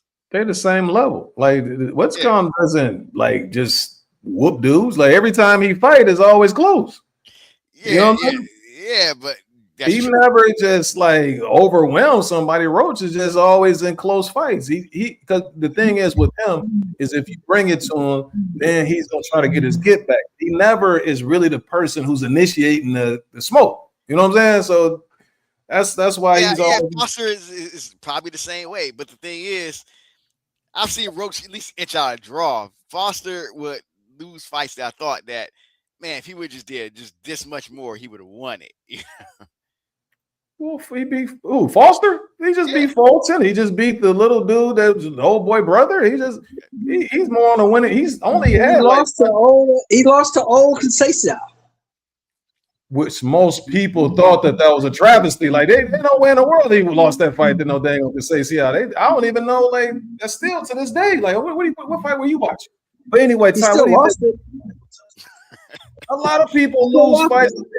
So basically, Pernell Whitaker, he didn't get the nod against Chavez, but just because of what they said. You don't even bring up Pernell. Don't even put this dude in the same sentence with Pernell Whitaker. Come on, man. Because you looking at it through the wrong context of what I'm saying. Dude, You just said the fact that the judges said that he ended up losing, then that's this dude is not good, man. This dude is okay.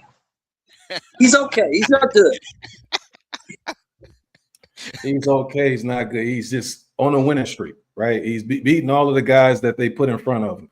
And again, I can't emphasize enough that the man said, if you beat my little brother, I'll fight you. And then he's sitting up there tucking his tail, but it's cool for him to do that. But Ty, what do you see as far as O'Shaquie eyeing a Roach and Cepeda fight? Who would you favor in that? Let's say, for instance, Roach. I'll probably go with Roach. I mean, I think it's a good fight. I think it's definitely gonna go the distance. It's gonna go back and forth. Roach isn't really a power puncher. Shockey Foster isn't a power puncher. So I just expect a lot of action between the two, a back and forth fight. Both guys having their moments. It's tough for me to pick a winner, man. I may even say it might end in a draw, man. It might even end in a draw. Hey, Roach been having a lot of them lately, man. He's been having the draw. So yeah, I can see that fight ending in the draw. I can see both guys having a moment. So I don't even know if Roach knows how to have a victory that's not controversial. Like he's always gonna be in close fights. If he's up in a fight, he's gonna let you get back in a fight. If he's down in a fight, he's gonna come back to make it close. So you'll be like, I don't know, it could have went either way. So it's gonna just be like that with both of those guys. They're very similar in that regard. Shakur says he's him, but Sugar Ray Robinson never asked for catch weights. You understand what I'm saying? Yeah, that's right. Safe route to Canelo. Fancy Hamza Shiraz versus Simon Zuckerberg fight as protection. I agree. I ain't even gonna touch on that right there. And then also this week you had the press conference between Ryan Garcia and Conor BENN. Kind of got a little feisty, kind of got a little edgy. Ty, did you see it? No, I saw clips of it, but I didn't actually watch it though. Yeah, who you like in this fight right here, BENN or Garcia? Is it 147? Yes, sir. I might just roll with Garcia. Well, I'll ask this first before I even try to make a prediction. Has BENN he's fought at 147 before or no? It's been a long time, man. Yeah, it's been a long time. Yeah. I don't know how you're gonna make because every time he had the fights with Eubank that was like 150 something, and then recently he came back down, but it was like 152 or something like that. It could have even been a little bit higher.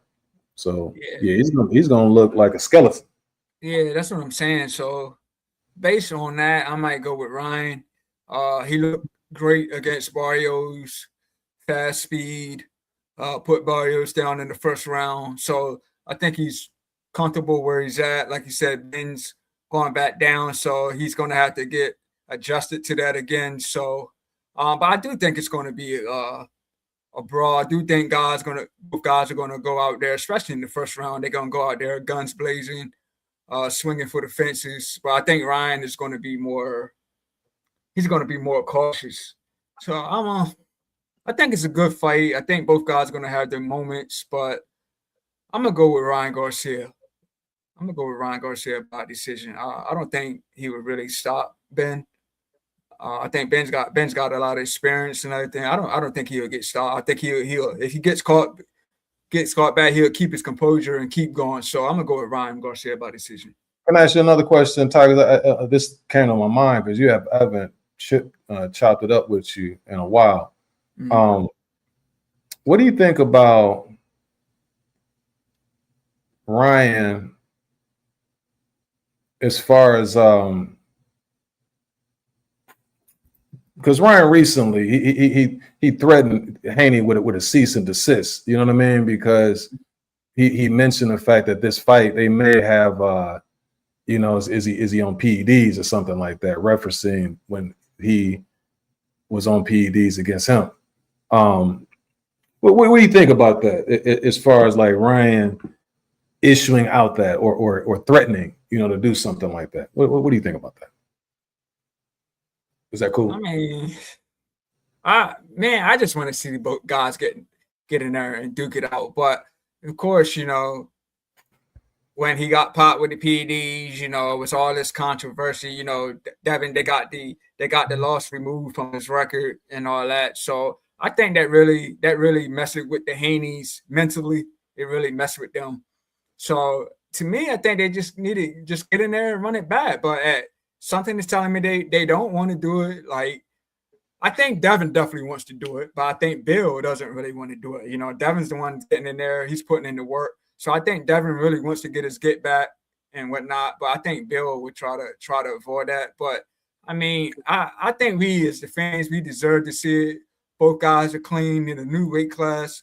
Both guys are champion in a new weight class. So it's bigger to me now. You know what I mean? New weight class, both guys got belts, so it's bigger. So I say just duke it out. But for all this season, just let it, man. Forget all that stuff, man. Just get in there, just get in the ring and handle business, man. Forget all the outside court stuff. Just get in the ring and let the fist do the talking, man. Let the fist do the talking. But the thing is this. They said that as far as what Bill said, he said, you'll know that we all good with the fight with Ryan is once we sign a fight that the boy gets into testing immediately. That's all. And so as long as Ryan is unwilling to do that, then it ain't going to be a fight. What say you, Sheldon, when it comes to this? Oh, man, I got Conor Ben, man. I'm not high on Ryan Garcia. I don't think he's very good. I've seen Rolly Romero beat him up.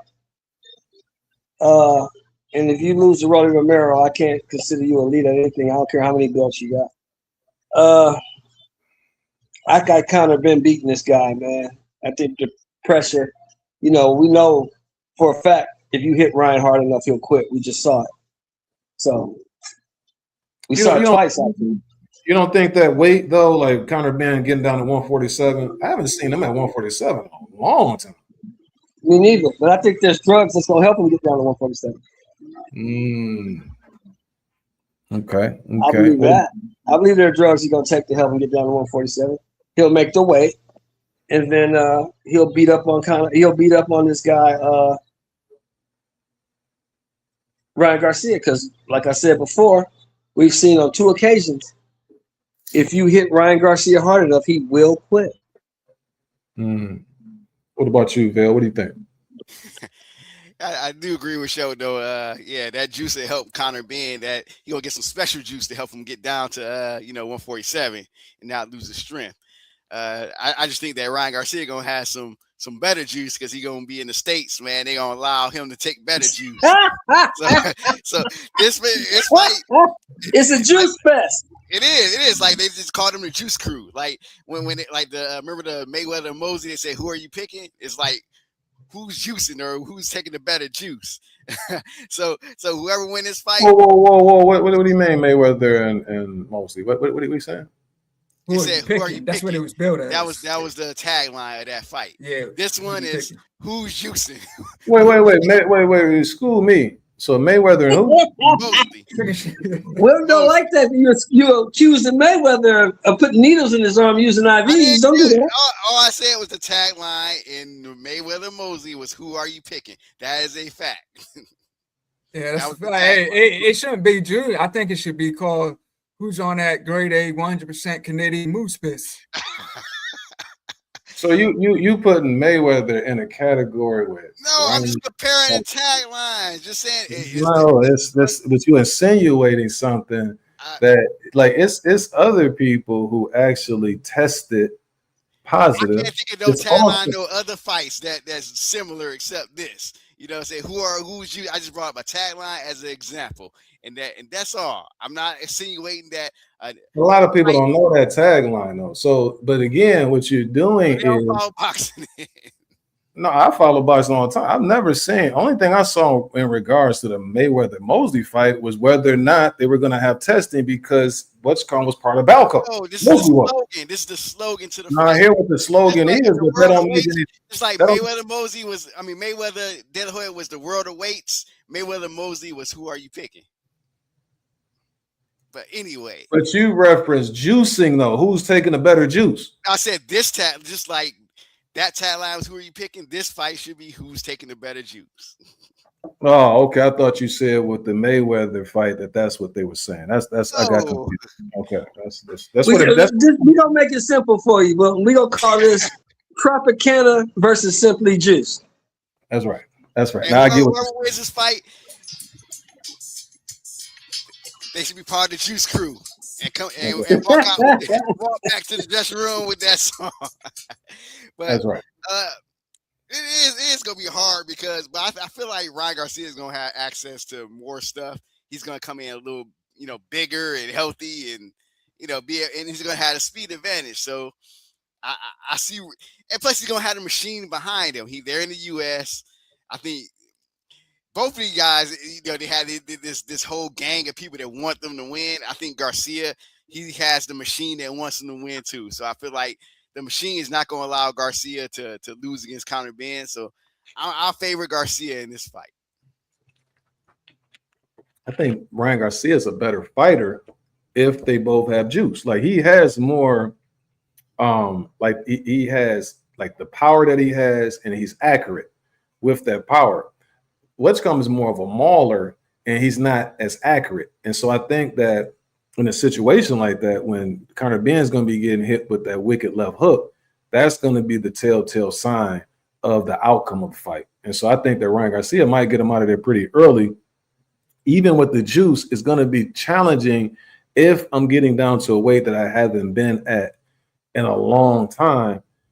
My timing and stuff like that might be off slightly because I'm just used to having a little bit more girth. So I got Ryan Garcia. I think this fight probably in maybe 5-6 rounds because he's more talented, especially when he has the PEDs in the system, right? Bivol is rejected offer. It says worth twice his previous Better Beef fights. That's what they're saying. I'm not going to go off into that. I think Better Beef might have put some serious hurt on Bivol, though. Also, Jerron Ennis, he just did an interview, Breakfast Club. He's been working, the circuit a little bit. He says he did the Breakfast Club. I saw him on the Pivot. Yeah, he was on the Pivot. He was on the Breakfast Club. They only had him on there like for a short period of time. Or at least that's what they posted. Yeah, you see, they had Bud on there after that trying to instigate. That's right. That's right. But Jerron is saying that the critics won't appreciate him until he retires. Do you agree with that, fellas? Man, appreciate what? He hasn't had a career yet. Like, and I'm not being harsh on him. I'm like, you basically a prospect that just, got up to championship level. You're not really, he's not at his peak yet. So it's like, what career? Like, what career are we judging him on? Oh no, you folks want to tackle that right there, Ty? Well, go ahead, Ty. Me personally, I think Boots has fought good opponents. Not everybody agrees with that. A lot of people say he's cherry picked and whatnot. I don't agree with that. I was there when he fought Stanionis. He was a champion. What did Boots do? Boots stopped him, and he just fought a unified champion. Yes, Zayas wasn't as experienced. Yes, he was a young guy, but he was a champion, and he had Boots hurt, and he stopped Zayas and put him down. So those are champions he would stop. And I know everybody was saying that he was emailed the belt, but these are champions that he just beat. So whether he gets in there with a Fundora or Josh Kelly and he gets successful, he might still feel like that. But I feel, as a boxing fan, I feel that he's beating these champions. He's earned my respect. So I'm cool with everybody he's fought. But there's people still criticizing him, saying he hasn't fought anybody. But I'm cool with it. What about you, Show? Oh, my bad. I got caught up watching Shakira shake it. Look, man. Boots, if you don't like Boots, you don't like boxing. That's just my opinion. If you don't like this guy, you don't like boxing. He can do everything in the ring. He hasn't fought nobody. These last couple dudes is the last two is the dudes he fought. I mean, he fought Stanionis and he fought the unified champion in Xander Zayas. Doesn't care if you like it or not. That dude was the unified champion and he won both belts in the ring. And he went in there and mauled him and destroyed him. So I don't see anybody at 54 beating this guy. Fundora doesn't have the footwork and he's a little bit too slow. Virgil Ortiz is tailor-made for him. And who's the other champion at 54? Josh Kelly. Yeah, he's gonna knock Josh Kelly out. He's gonna steamroll him. This guy is the future, man. This guy's good. He's really good. And I was questioning him like Vail, like my man Ty. He hadn't really fought nobody, so you didn't really know what he was. But now you put him in there with Stanionis, who was the guy at 47, because everybody dropped the belts. He was the only guy left. Destroyed him. Then you put him in there with Xander Zayas. And whether you like it or not, Xander Zayas was a unified champion and destroyed him. So, what's not to like about Boots? It's not. If you don't like Boots, you don't like boxing. It's not that. Maybe I'm taking it wrong because it's not that. Listen to this. It's not that I don't like Boots. It's the way this is coming out is like, okay, these critics won't appreciate what I'm doing, so I'm gone.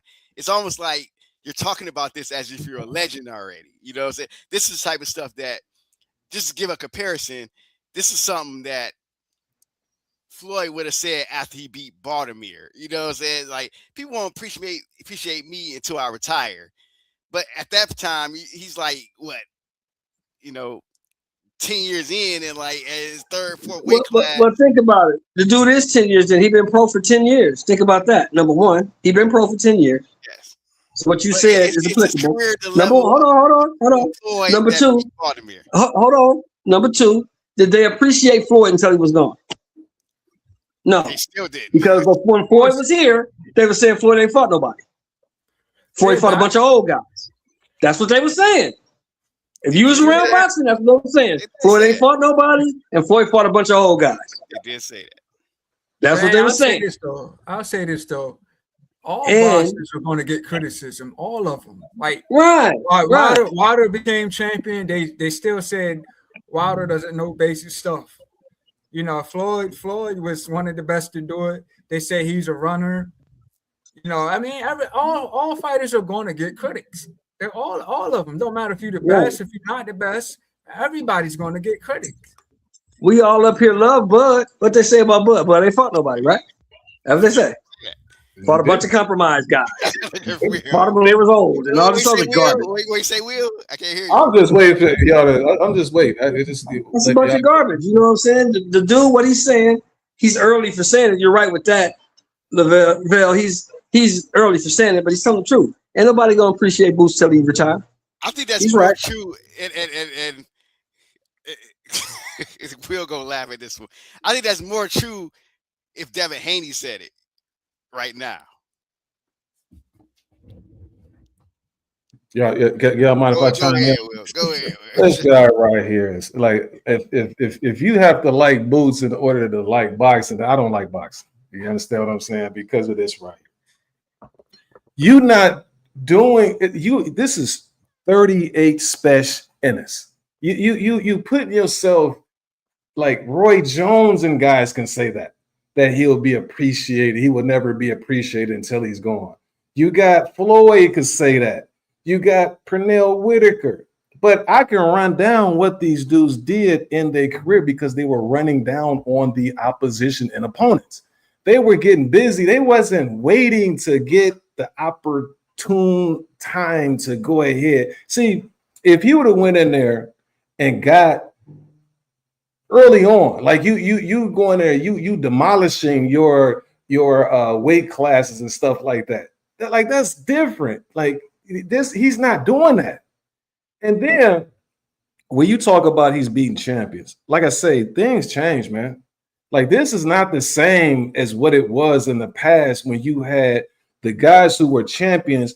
They were legitimate. You didn't have all of these. This belt is associated with Top Rank. This belt right here is associated with Eddie Hearn. This belt right here is PBC. Like you didn't have that where they can milk it and get Mario Barrios a belt. Mario Barrios would never have a dang on belt a couple, like 10 years ago. Never.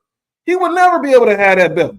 You wouldn't be able to get Rolly Romero, a two-time champion. Xander Zayas wouldn't have those belts in the previous eras. No way in the world. You wouldn't even know who the dude is. They might have had him on there as like a prospect and then somebody kick his butt, but he wouldn't be over there campaigning as no two-time champion. So you getting this watered down opportunities, and then you want to sit up there with your legs all kicked up talking about they ain't gonna appreciate me. So man, no, I won't.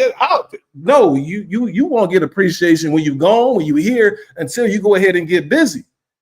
Be sitting up here acting like you did all and this and that. I mean, I watched Floyd and all those guys go through Diego Corrales and all of that type of stuff. Having to fight Miguel Cotto, going ahead and going up and fighting Canelo and people like that. You ain't doing nothing like that, dude. You don't deserve, like, you just too, like, you expect, like, you're supposed to have all of this stuff and put the work in first, man. Ain't got time. I don't like boxing if I got to like that. He did better. You know what this remind me of? You know what this remind me of? In my day, a little bit before your time, Wilton. This is the same argument they used against Larry Holmes.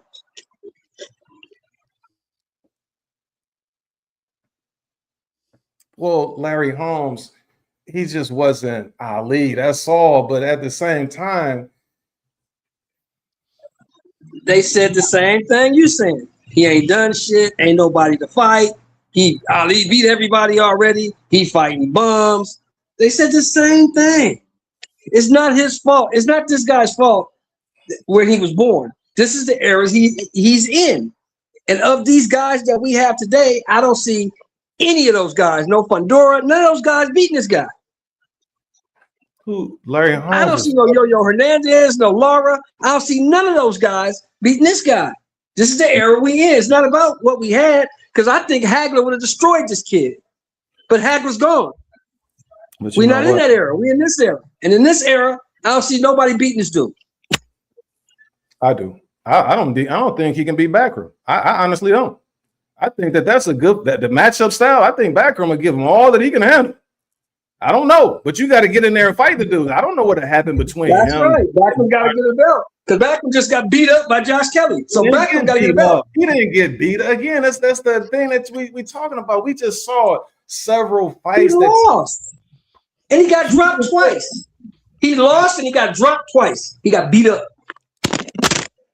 That fight could have went either way. They oh my God, it's hard to explain. It's like the twilight zone of the sport of boxing. Then you got this dude over here with his feet up, and you got all of these dudes who are talking about how good this dude is, and you fighting Xander Zayas, brother.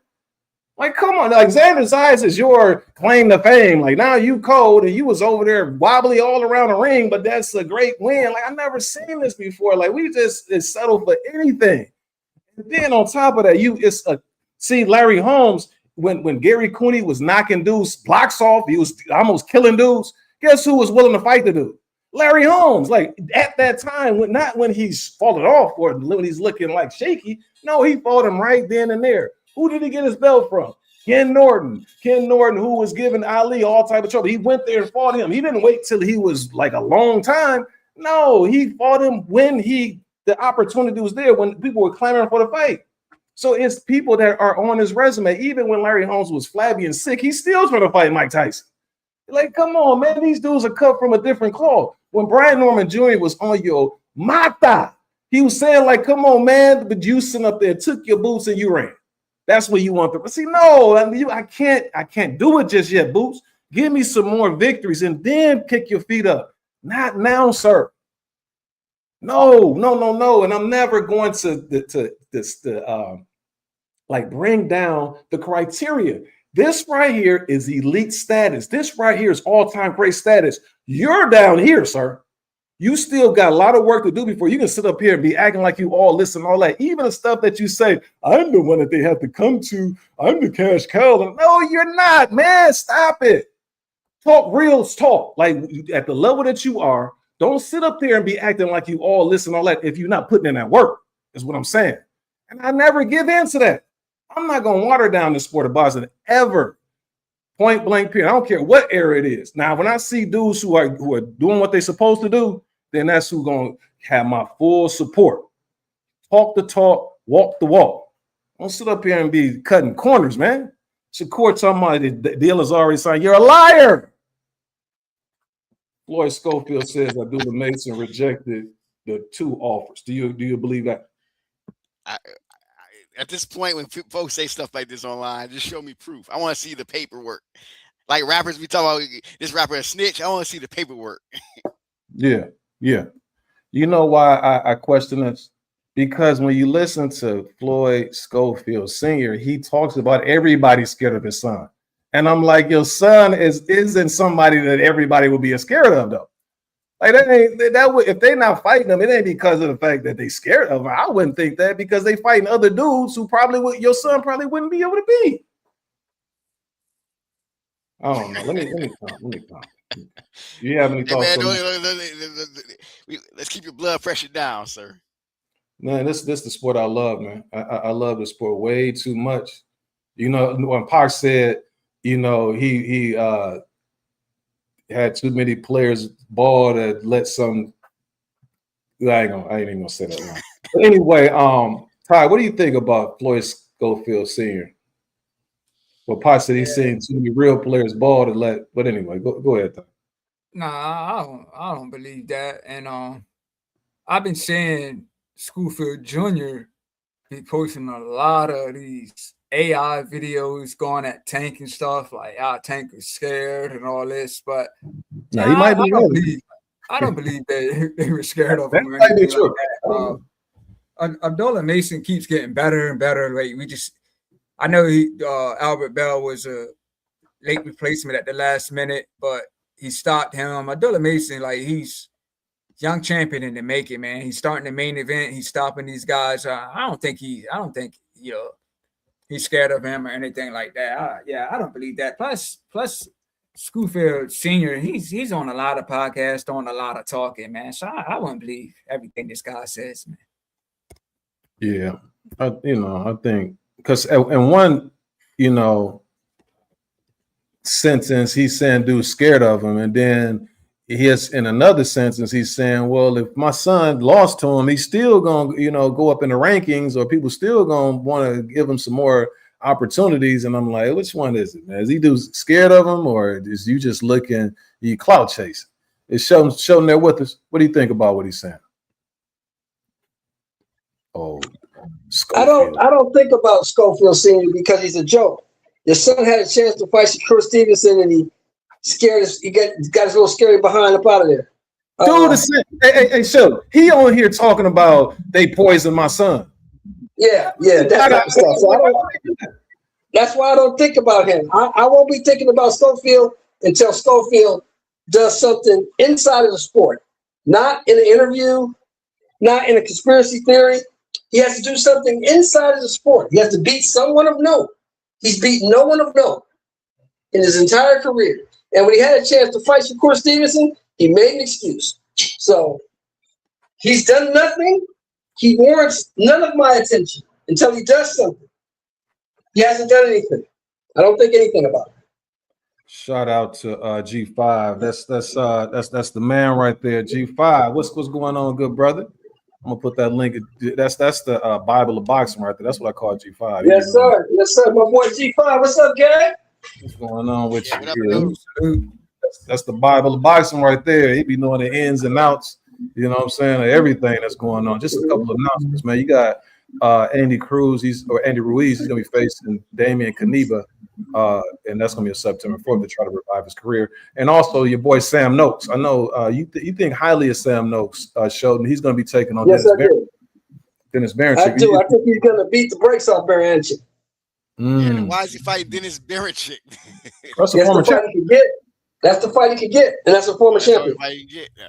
Yeah, that's a good comeback fight. Now, don't get me wrong.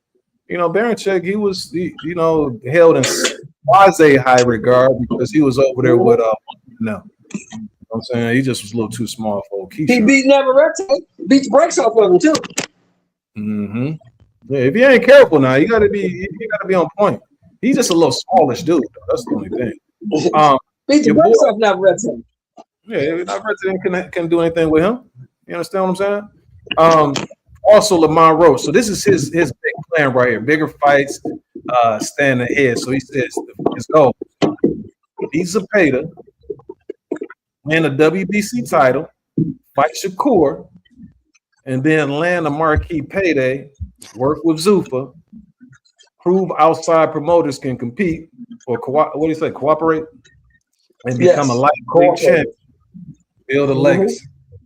Which of those things is the least likely thing he's going to be able to accomplish?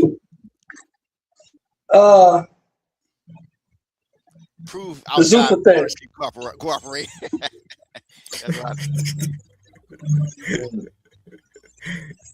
Oh, okay.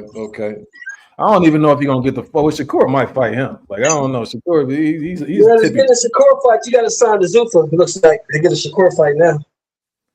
Unless you get on a Riyadh season card and Turkey decides to mess with you. But he won't be around. According to Turkey, he won't be around much longer. Am I right, Luke? That's what he's saying. Shout out to the old Turkey, man. Hopefully he's all right, man. But everything works out for him. But Ty, I gotta get your then also, fellas, next week your boy Charlo, he had to pull out, man. He can't, not gonna let him. That's a tough visa to get for Australia. You gotta be all your ducks in a row. He had 2 open DUI cases. He knew that wasn't gonna happen. Yeah. Well, stay off the booze, man. You know what I'm saying? That's I don't drink and drive because I don't want to spill my drink. You know what I'm saying? that part. Hey, man, we don't condone drinking and driving, man. I mean, I know. I want to spill my drink. And stuff, man. That ain't cool. I just don't want to spill it, man. But anyway, all right, I got to get. So this right here, this would get Vail and Shelton. They blow a gasket, man, when they talk about these negotiations. I got to get your take on what you think is the slowing down the negotiations between your boy right there, Shakur Stevenson from Brick City, and Devin Haney, you know what I'm saying, from the Oakland, the Bay Area. So Devin is saying 144, so 144 wasn't enough, still don't want to fight. Dang. And then, Shakur saying real negotiations happen offline. I'm the truth. You will see when you get in front of me. What do you think is the stall, man? What's stalling these guys from signing a contract, getting in that ring? I mean, Devin is at 147 now. Shakur's at 140. Shakur just signed with Zuffa. So it's like a lot of different obstacles right now. So I don't see that happen anytime soon. Like Zuffa is only putting their fighters in there with other Zuffa fighters, from what I understand. Correct? Mm-hmm. So I don't even see this happening anytime. To me, this is just a bunch of talk, man. I don't see it happening. Like I said, it's with Zuffa now, so I don't see it happening. Yeah. So next fight, a lot of talking going to continue like this, what they're doing now, but I don't see anything happening. Debo, you understand what I'm saying? Shakur, they talking about this might be his costume for his next fight. You understand what I'm saying? But shout out to Shakur, though. All right, man. We talked about that already. And then these guys have been going back and forth. Who wins the fight between Frank Martin and your boy right there, Richardson Henderson. Because Westcomb said I'll mess you up, and then Henderson says no, Frank, you won't. I think Richardson Hitchens is the fresher fighter. Frank's had some tough fights, you know, against Albright. You know, he then he fight Bartholomew. That was a beautiful knockout. But I think Richardson Hitchens is he's got the better jab. He's swift with it. But he's with Zuffa too, so I don't even see that happening, man. I don't. Yes, sir. Yeah. My boy over here, DK. He says that Shakur is concerned about Haney being too big. Shakur says Zuffa wants him to fight Haney. Right, so they should go ahead and get busy just on the strength of that. That's a fact. Make sure you hit the like and sub to both stations. What do you think about that, Vale? You agree with my boy DK right here? Hey, I don't have no opinion on that anymore, man. You know why you don't have an opinion? Because anytime Devin is in the right, you don't want to go ahead. You will be wrong. You know what I'm saying? Well, I'm in the right when Shakur beat Devin. Man, you got to fight him first. I think Westcomb is a little too weak in the anus for old Debbie Dev, man. And Dev got that limp. You look at Shakur reach. That's a tricky proposition because Devin is not going to do what Tio did and make all of those mistakes. He's long, he's rangy, and then Westcomb is going to have to try to attack a little bit more against Devin, and that's not his strong suit. So that's what's going to be. That's the reason why he's not just so excited, you know, on that proposition of fighting against Devin the Dream Haney. But as far as this is concerned, who would you favor? Would you favor Martin or would you favor Hitchens? I would favor Martin. Woo! I remember what it was. Something Hitchens did that as far as my instinct is not to pick him in a fight like this. Something I can't put my finger on. I can't even remember what he did, but something that I can't get it a feeling out of my head, out of my heart. So that's why I'm going to go with. I would go with Martin. Only reason is I would go with Hitchens is based on what the legend just said. He's been too, like, I wouldn't say inconsistent, but he's like towards the end of fights, it's kind of like he dips and he drops, and so once his stamina goes down to a certain degree, he gets sloppy, and so that's what you saw with Nahir Albright last fight, almost knocking him out. Tank waited till he got tired and then took him out. So I can just imagine what Hitchens is going to do. He's just going to keep up a fast pace once it gets around 9th round, 10th round, 11th round, 12th. I don't see Frank lasting. That's just the issue that I see. But as far as who's better, I would say Hitchens, unless it's a 10-round fight. It might have been that Limparo fight. That might have been it. What's that? So whatever Hitchens did, it might have been that Limparo fight. Is why I don't pick Hitchens. That was a good win for him. What are you talking about? It was a good win, but it wasn't like. I think Limparo was the type of guy he should have washed. No, it might have been the dude who Keyshawn whooped on for him. Like he fought him. That was the closest fight that Hitchens had, was against that guy who was giving him all he can handle. But as far as Paro, after the 5th round, he kind of took all of those. Lemos. Yeah, Lemos. Yeah, Hitchens will keep Martin outside and keep him at bay and outbox him. That's a fact. That's what I think. I think he might even stop him late. You know what I mean? Last thing, fellas, man, this is the last of the topics, I think, right here. And that's going to be this question right here. Man, what's the best fight that you ever seen? Kind of like just in general. What's the best? Man, that's a hard one. I'll say the one that had everything that I would have wanted is Leonard Hearns. I mean, it had action, it had boxing, it had story. I mean, as far as action alone, I mean, I'm going to always go Hagler Hearns. Plus, those guys did show a lot of boxing ability in that fight. People just think it was just a brawl for all, but when you really watch them, they were slipping punches still and moving around. They doing all this different stuff. But Leonard, Leonard Hearns, for the 14 rounds that it went, it was so like, I mean, they should teach boxing classes off that fight as far as even the mentality of what was going on. You know, them switching styles, and Oh no, Hearns was in some Hearns and Hagler. Like, what can you say, man? That was like a true war. Again, I remember that. That was on tax day, April 15th, 1985, on a Monday. And them dudes, when that bell rang and those dudes start going at it, and I was really, truly a supporter of Tommy Hearns. I wanted Hearns to win so bad.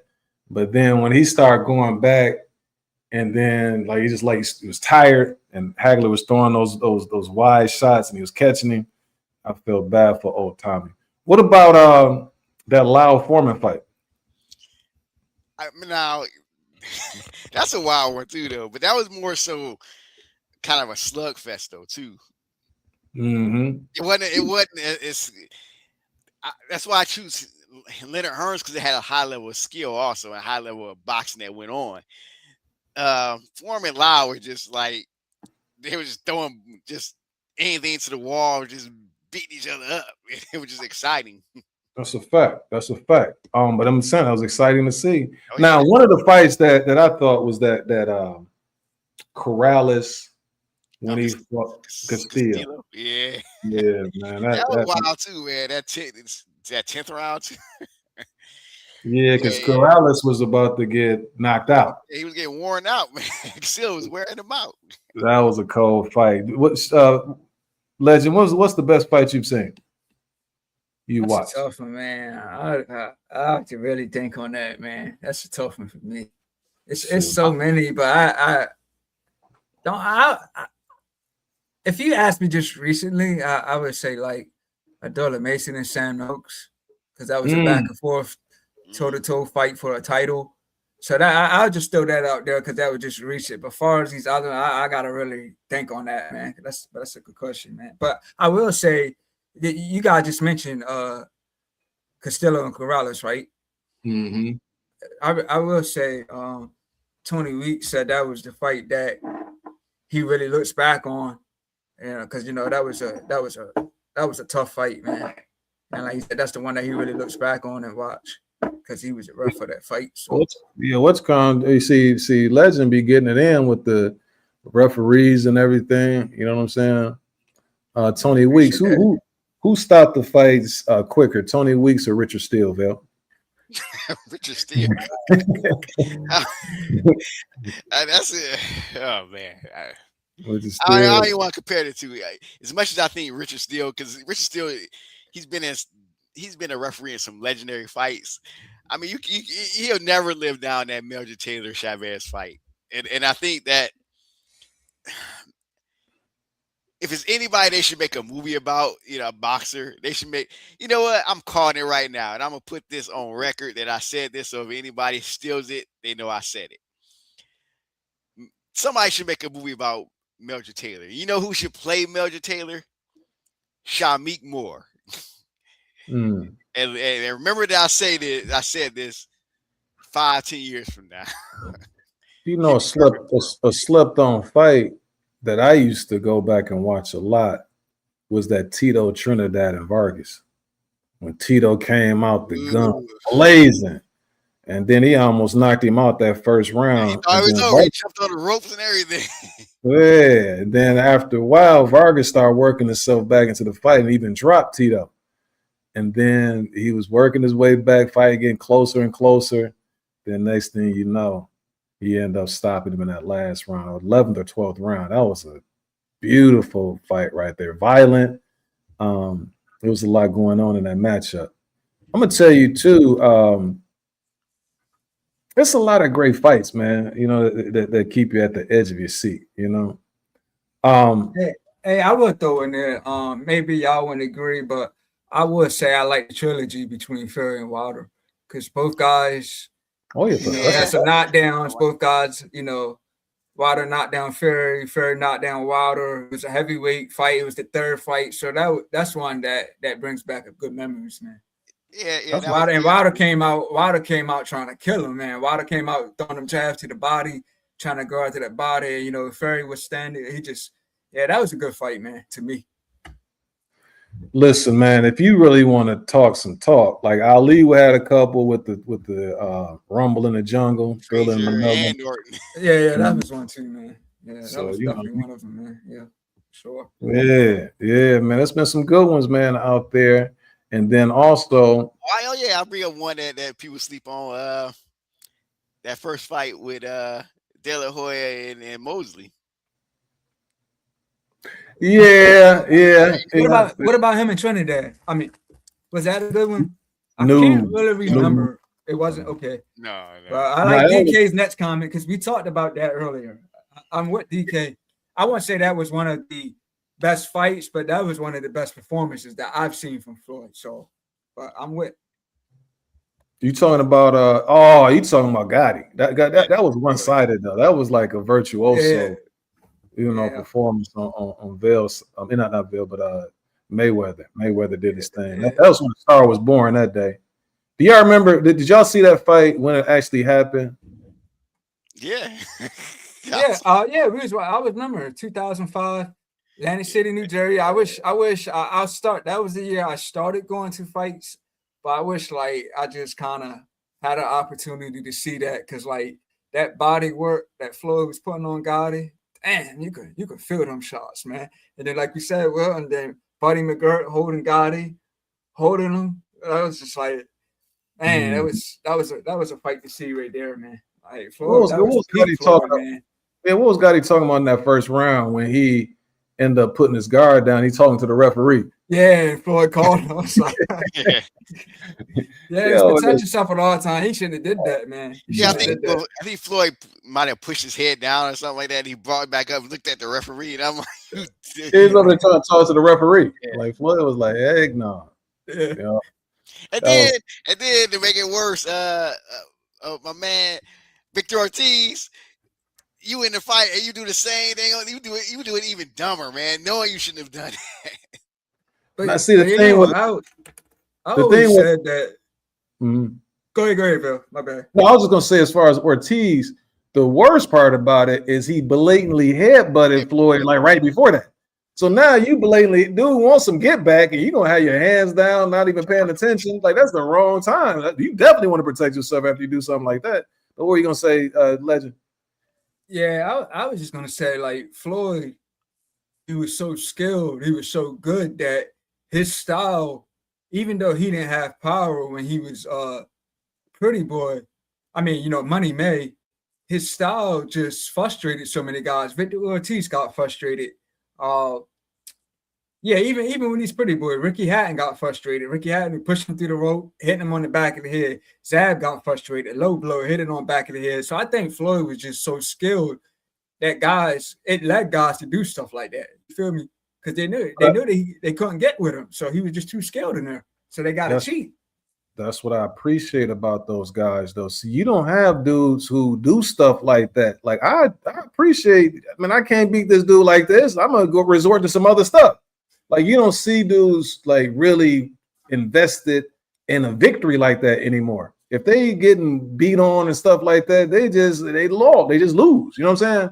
It ain't like you trying to rough this dude up, But Floyd, like you say, was just too skilled. Go check out that Baltimore fight if you haven't seen it in a while. I remember both of those fights. So the Atlantic City fight, I was in Dallas, and I remember going over to my lady house at the time. We used to work at the same school, but they had like a little fight party that particular day. And they had like a little pool party that was going to take place, I want to say the day after or something like that. That was that weekend.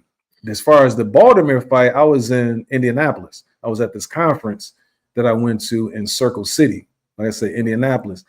And that fight, though, if you watch it, man, that dude is just too quick. What I loved about Floyd is one of those guys. Like if you saw Rod Strickland play, Rod Strickland would play and it looked like he's just playing in a tuxedo. Like he's just so cool and calm.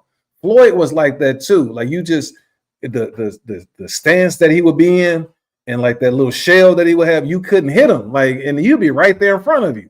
And then he landed some serious stuff on you, but it's just he does it so calmly, so cool, and a lot of guys don't have that. It's just it's like he's the most cleanest great fighter I've ever seen, where he can come out of fight looking like he had never even been touched. You know what I'm saying? But he'll position himself where he's right in the middle of the action. Again, that stuff about he's a runner, I think I know where that came from. Where that came from is they start saying that because once he beat Manny Pacquiao towards the end of the fight, he ended up not engaging with Manny Pacquiao. You know how like at the end of the fight, they'll say it's a good fight if the dudes just like kind of, you know, go back and forth with each other like until the bell rings. Floyd didn't give him that opportunity. Floyd just went ahead and, you know, was like he moved back. So then ever since then, that was the excuse. Oh, he's a runner. He's this and that. I'm like, I don't see how you saying that in most of these fights. I'm watching this dude over here right in front of the guy. He just can't hit him. You guys are right. But sometimes I like one-sided fights. How else could I be a Tank fan? Tank doesn't pick tough competition. Oh, that's right. You know, that's why I'm not a Tank fan. You know what I'm saying? Hey, let me say this though, man. I got some shirts for you, DK. As a per wheel, I got some shirts for you. What were we gonna say? Yeah, but even we all know that Tank didn't pick the best fights. He had the rehydration clause and all that. But let me say one thing I do appreciate is his timing. And I say that because you go with Rolly. Rolly kept coming forth on the same shots. Tank took advantage, put him down. Same thing with Santa Cruz. He kept throwing them same straight jabs. Tank caught him with an uppercut, put him down. Ryan Garcia kept throwing the hooks. Tank dodged him, put him down. So his timing is on point. So that's one thing I say. We know he don't fight the best, but I gotta appreciate his timing. Yeah, see the reason why I don't hold that timing in high regard. I see it. I'm like, okay, this dude, he really got some stuff that he can do. However, I can't hold it in high regard because you're not mixing and matching that against the best top level opposition. I know Curly Neal can play basketball, but you keep whooping on the Washington Generals. You understand what I'm saying? As far as the Harlem Globetrotters, they beating the same team all the time. Like, okay, but can I see you do that against somebody who else that's on your level? You know what I'm saying? I mean, at the time, him against Garcia was a big thing. You know, he had a rehydration clause. Like, come on, man, ain't nobody you can't get jiggy with no rehydration clause. I ain't never seen Sugar Ray and them do that type. Well, against Donnie Lalonde, but that was a huge gap. But for the most part, when he fight against, man, you go in there against Marvin Hagler, seek and destroy guy, you don't put a clause on him. The only thing he did, though, like Sugar Ray did have certain things in his favor, but he wasn't compromising your abilities inside the ring. It might be certain gloves that he want. It might be certain rings that he want, like the size of the ring. That's different than you. It's Hagler, no, it didn't matter because everybody thought Hagler was going to kill him. That's right. That's right. Hagler just wants you in the ring. Like, I don't care. You have all that stuff, and that's the way it should be. I get, like, if you're the A side and you manipulate, okay, I'm a boxer, so I want a bigger ring. Okay, cool. I get that. But when you telling me that I got to make this weight, I'm Eubank Jr., I got to come in and I'm just like a skeleton of myself and I'm fighting, you not beating me at my best.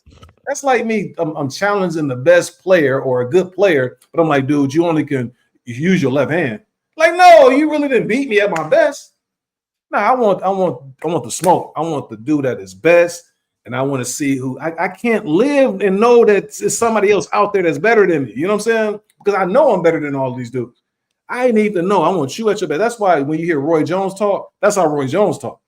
Nah, matter of fact, this is how and I don't know how truthful it is, but he said this.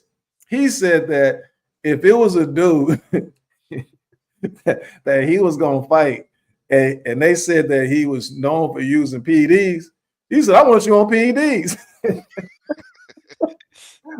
right. He might have went a little too far with that one, though. You know what I'm saying? Man, anything. This dude that fought James Toney, man. In hindsight, I mean, people looking back and they say James Toney, blah, blah, blah. Man, hindsight, that was a gutsy move, man. Yeah, move up and wait and go right into a James Toney fight. Like, so again, that's why I can't with the boots and all of these guys, man. See, Roy and them, they were so much better than their opposition, but it wasn't like, no pun intended, that they left food on the table. They didn't leave food on the table. It wasn't like when Roy it's nobody else to fight. You know what I'm saying? Like, he can't really get who else I'm gonna fight. So let me go ahead. And they kept trying to get Roy a loss. They trying to get him to fight this person, that person.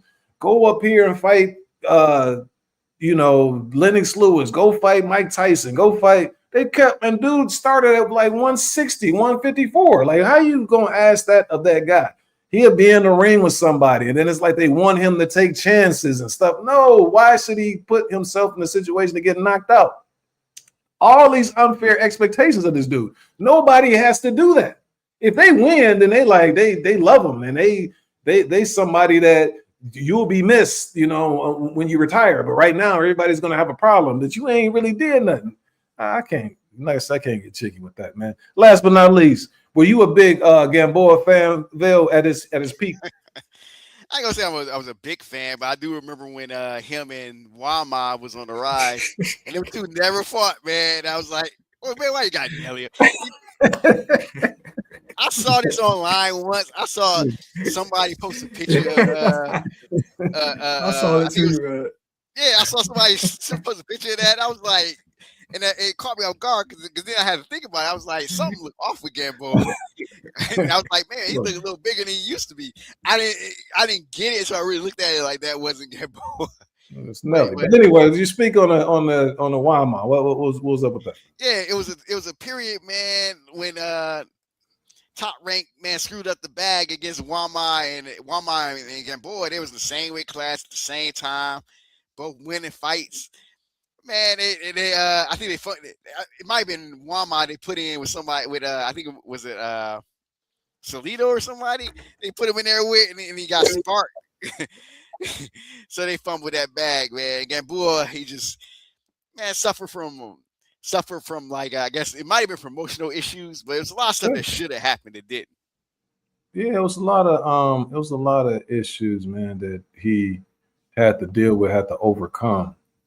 And but he did pretty good by himself. A lot of those Cuban guys, they don't get the proper backing either.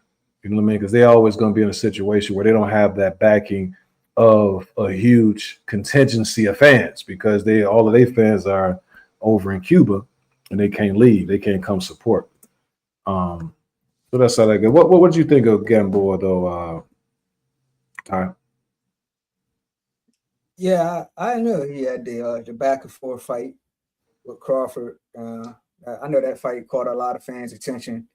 That was a back and forth, but I just felt bad for him toward the end of his career. I just felt like they just passed him around like food to all the young guys. Like he fought Cruz, Tank, and Devin Haney all like back to back, and I was like, that was just bad. But that was just, to me, that was just like a passing of the torch moment, throw him in there with the young guys and they just beat him badly. So I hate how they did that to him at the end of his career, but he had a good career though. Yeah. Let me ask you this last thing, man, as far as him. Would you, who had the better career, him or Rigo?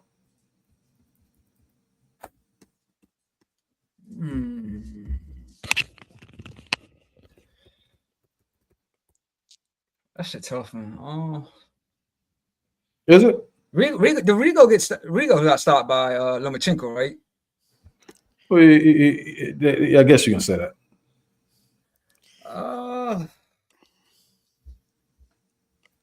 I gotta go back and look on his Rico's resume, but I'll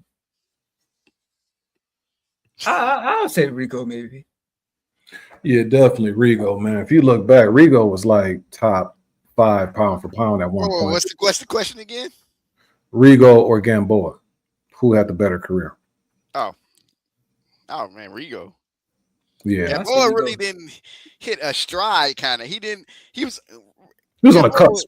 Yeah, Gamboa was like a prospect that never lived up to his potential. Like, he was a little more than a prospect. He was a little more. No. I said he's kind of that prospect that had a career, but he never lived up to his promise as a prospect. Like when you saw him as a prospect, you thought he would achieve more because of the talent level. You saw him, he was very, very fast. He had knockout power, stuff like that. It's just that he fought with his hands down, and you can't do that if you're. Yeah, he would get knocked down, but I didn't know he was that chinny. You know what I'm saying? Not like very, very chinny, but you can't. If you're gonna fight with your hands down, you can't. It's difference between getting hurt like Gamboa and fight with your hands down like Chris Nassim and getting hurt, and you get up and you get down. You know what I'm saying? Yeah. That's right. BK. BK is he's schooling you. He said that you're looking at it wrong, bro. They didn't pass Gamble around. They fed him the biggest paydays of his career towards the end. Yeah, towards the end, but when he was there, when he was at top rank, remember that the Crawford fight was like what? 15 years into Gamboa's career, and that fight between him and Wama, they let that water for like years, and it never happened. They waited until Wama lost, and then it lost all that steam. And then Gamboa was at featherweight, you know what I'm saying? Featherweight. He fought Crawford at lightweight. So it was all that space where all these fights with him and Mikey Garcia and all that could have happened. It just didn't happen. There's a lot going on. I think the bigger issue is that Bud is over there picking on these little dudes. Yeah, man. Shout out to old BK, man, keeping it real, keeping it 100. Ty, this right here, this is the end of the episode as far as the boxing is concerned. Vale, he's a hip hop head, man. You know, so I got to go ahead and hook him up with some of the hip hop questions. I know you like a little hip hop yourself. But DK is getting at you again. Let me see what DK is cooking you on right now. He says that Rigo unbeatable with no guard, incredible style in his prime. Yeah, when Rigo would he had that stance too, that you know you couldn't really get at him.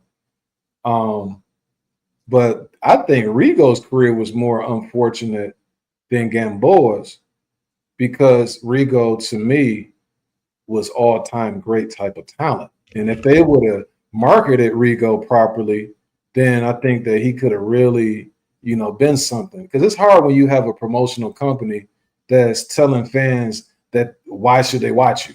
See, he was another person who had unrealistic expectations because sometimes with some people in life, they can't do anything right. No matter what it is that they do, they'll go ahead and run this narrative about you. For instance, Devin Haney is in that situation right now. Like no matter what he does, people are going to spin it where it's if he does something great, that it wasn't all that good. Your tone, man.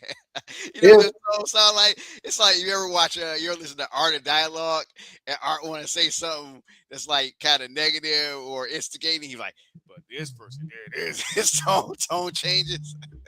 But it's the truth. So some people, they don't have that fortune, the fortune of people like when they say, what is it? Assume the best intentions and stuff like they don't give you that benefit of the doubt. Like they always spin it where it's negative. For instance, when I started peeping it out, it was 2000, like 15-ish, 16-ish. I remember there was a rapper, Troy Ave. Troy Ave, and I told the story before, he had a guy who kept stalking him. So they end up meeting. They end up being at the same place, right? When they were at the same place, the dude who was stalking them ended up having a pistol. So Troy Ave, somehow the dude was trying to get at Troy Ave. Somehow Troy Ave gets the pistol from the dude. Now he's in not attack mode, but he's getting him off him. His friend ends up getting killed in the situation, but Troy Ave gets the gun from the guy and runs the dude off. They ran an article the next day talking about Troy Ave, the guy who was trying to victimize him. He gets the gun and then he chases the guy off. But guess what they said? But we know Troy Ave isn't about that life.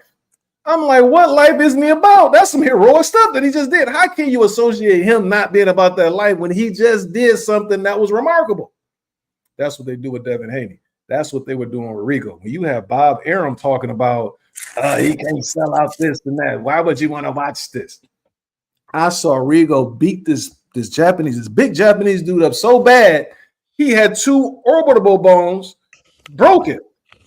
What they said in the article is that he's boring. How is he boring when he just... That's what I'm saying, man. They did him dirty, man. Did him dirty. But anywho, man, Ty, this is the end of this part of the episode. Certainly shout out. What my boy DK talking about? DK, is he cooking Vale again? He says that they label Rigo, and killed his career. And then they start having him on long layoffs. So again, that's why when you talk about people like Backroom, oh, he lost to Josh Kelly. He can't get a fight, and then the only fight that they give him is against a guy who's a runner around the ring, and he fighting a dude after like a 2-year layoff, and then he got to fight him in his hometown, and then they give him the benefit of doubt on every situation that happens. Like, again, he's not in that blessed, situation where they're going to give him the benefit of the doubt because they're trying to do everything that they can to get his title away from him because they don't think that they can market the dude. Just go ahead and let the dude be who he is and let the chips fall where they may. Let the best man win. That's what I say. But we ain't in a world like that. And then that's why I say I don't let that stuff deter me from what's real. Boo Sanders, you cool, man. You good. But we ain't gonna put you in no loftier category than you've earned. That's just what I'm saying. Hey, we keeping it thou wild. Like, yeah, like Tim Bradley, yeah. Tim Bradley starting to grow on me when he talk about certain guys. But Ty, that's that right there. They're not right here, Ty. We also keep it 100 on this. We know that Triple G would have whooped on Bud. Triple G is a career middleweight. That's right. And they whoop on Bud. That's a fact. All right, man. That's the last part of this, Bill. Did you want to play one of your songs? And Ty, like I said, that's that part of the episode, man. I gotta let this because Bill, he need that hip hop up in his life. You understand what I'm saying? No, man, I'm not on my technology level to do that yet, man. You free to take one of them, man. We can do it next week, whatever, What's that? Play my album, whatever song you want to play, man. Oh, okay. Yeah, I couldn't find it. That's what I was looking for. Okay. It's on SoundCloud. I got it on. I just uploaded it to YouTube a couple of days ago. That SoundCloud is the easiest. YouTube is kind of, for me, it was a little difficult because what do you put in the search engine? You put in food left on the table. That's what I got. Food left on the table. It's public now. Table. Veil. Yeah, I didn't like how YouTube did it because, I have to put in. Well, yeah, I don't know why it's not coming up. I had to put in order, put the songs in order. Where SoundCloud, you can sequence it a lot better. Do you have a website or a page? No, I don't actually have a page. I have just a SoundCloud page. I don't understand. I don't even know how it's on there. Like, it could be anywhere, man. I can't even remember where I put my SoundCloud. But anywho, Vale's just messed up the whole thing right there. But just a few things, man. Before we remember, that's Daryl Spence right there. That ain't no error. A couple things, man. Again, I just pick what it is I see. You fellas, man, I got a couple R&B, then we'll end with the hip hop. But before we even get to that, I'm gonna let you cook, Vail. You said, what did you fellas first use? Was it compact disc? Was it cassette, 8-track, or was it vinyl? Well, my parents had a record player, so it was vinyl, man. I learned how to scratch records early. We had what was it? Hotter Than July by Stevie Wonder. He had all the Motown and Ohio players, and yeah, man, we was on it. Then I ended up having, in that time period, which was the early 80s, we transferred to more so cassette tapes. I know one of the first cassette tapes I had was Prince, Prince, the one with Kiss. So yeah, more of that. And I was aware of the 8-track because I had a lot of family members that used to use the 8-tracks. It was only hot for a little bit. What about you, Ty? What did you were introduced to? Like, what did you first use? Yeah, cause of course, me, it was good sets, but like growing up and everything, like my uncles had the stereo, with all the old classics. I never really messed around with it or really listened to it, but it was just cool to see, his collection and everything. But of course, me growing up in, the early 90s, of course, I had, like, my parents bought this, me and my brother, every rapper album that came out, we had it, man.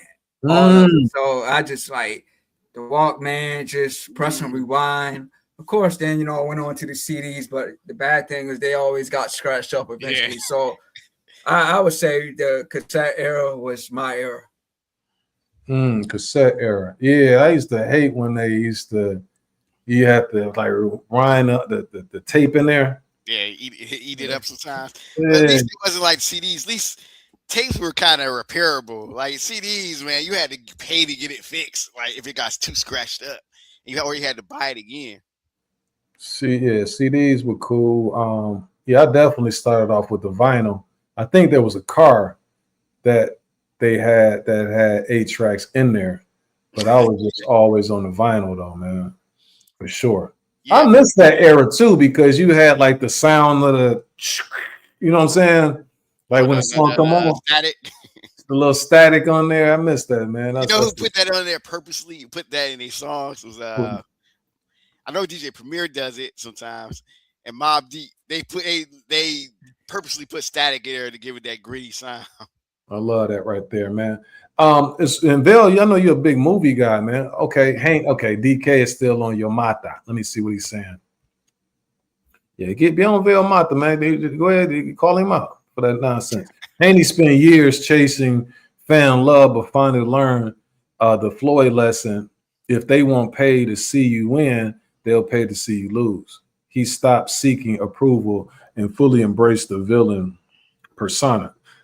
I think to a certain degree, and I think that Ryan Garcia fight really helped them as well, because if they're going to like excuse Ryan Garcia, people who you thought that really was a supporter of you, especially once you found out that he tested positive, and you still talking about, I can't unsee what I saw. Well, I can't unsee what I saw as far as those test results. You know what I'm saying? Like once I saw that, then it's everything is, all bets are off now. Now I'm ashamed of Ryan Garcia. I'm disgusted with Ryan Garcia. I don't want to see Ryan Garcia. I want this dude to be punished severely for entering that ring on those PEDs. And then also the stuff that he was doing before the fight. Like he's sabotaging the dang on fight, and then they still showing him love, and they still trying to tear down Devin Haney. Not the fans. You had the networks and commentators and former fighters and stuff like that. I just saw last week one of the guys from Flint, and I used to love, I went to go see him fight. I don't know if he went to that fight. He was over here at the MGM. He has a twin. And so he was on his podcast, and he had all type of negative things to say about Devin Haney. But I said, okay, it must be some type of reason.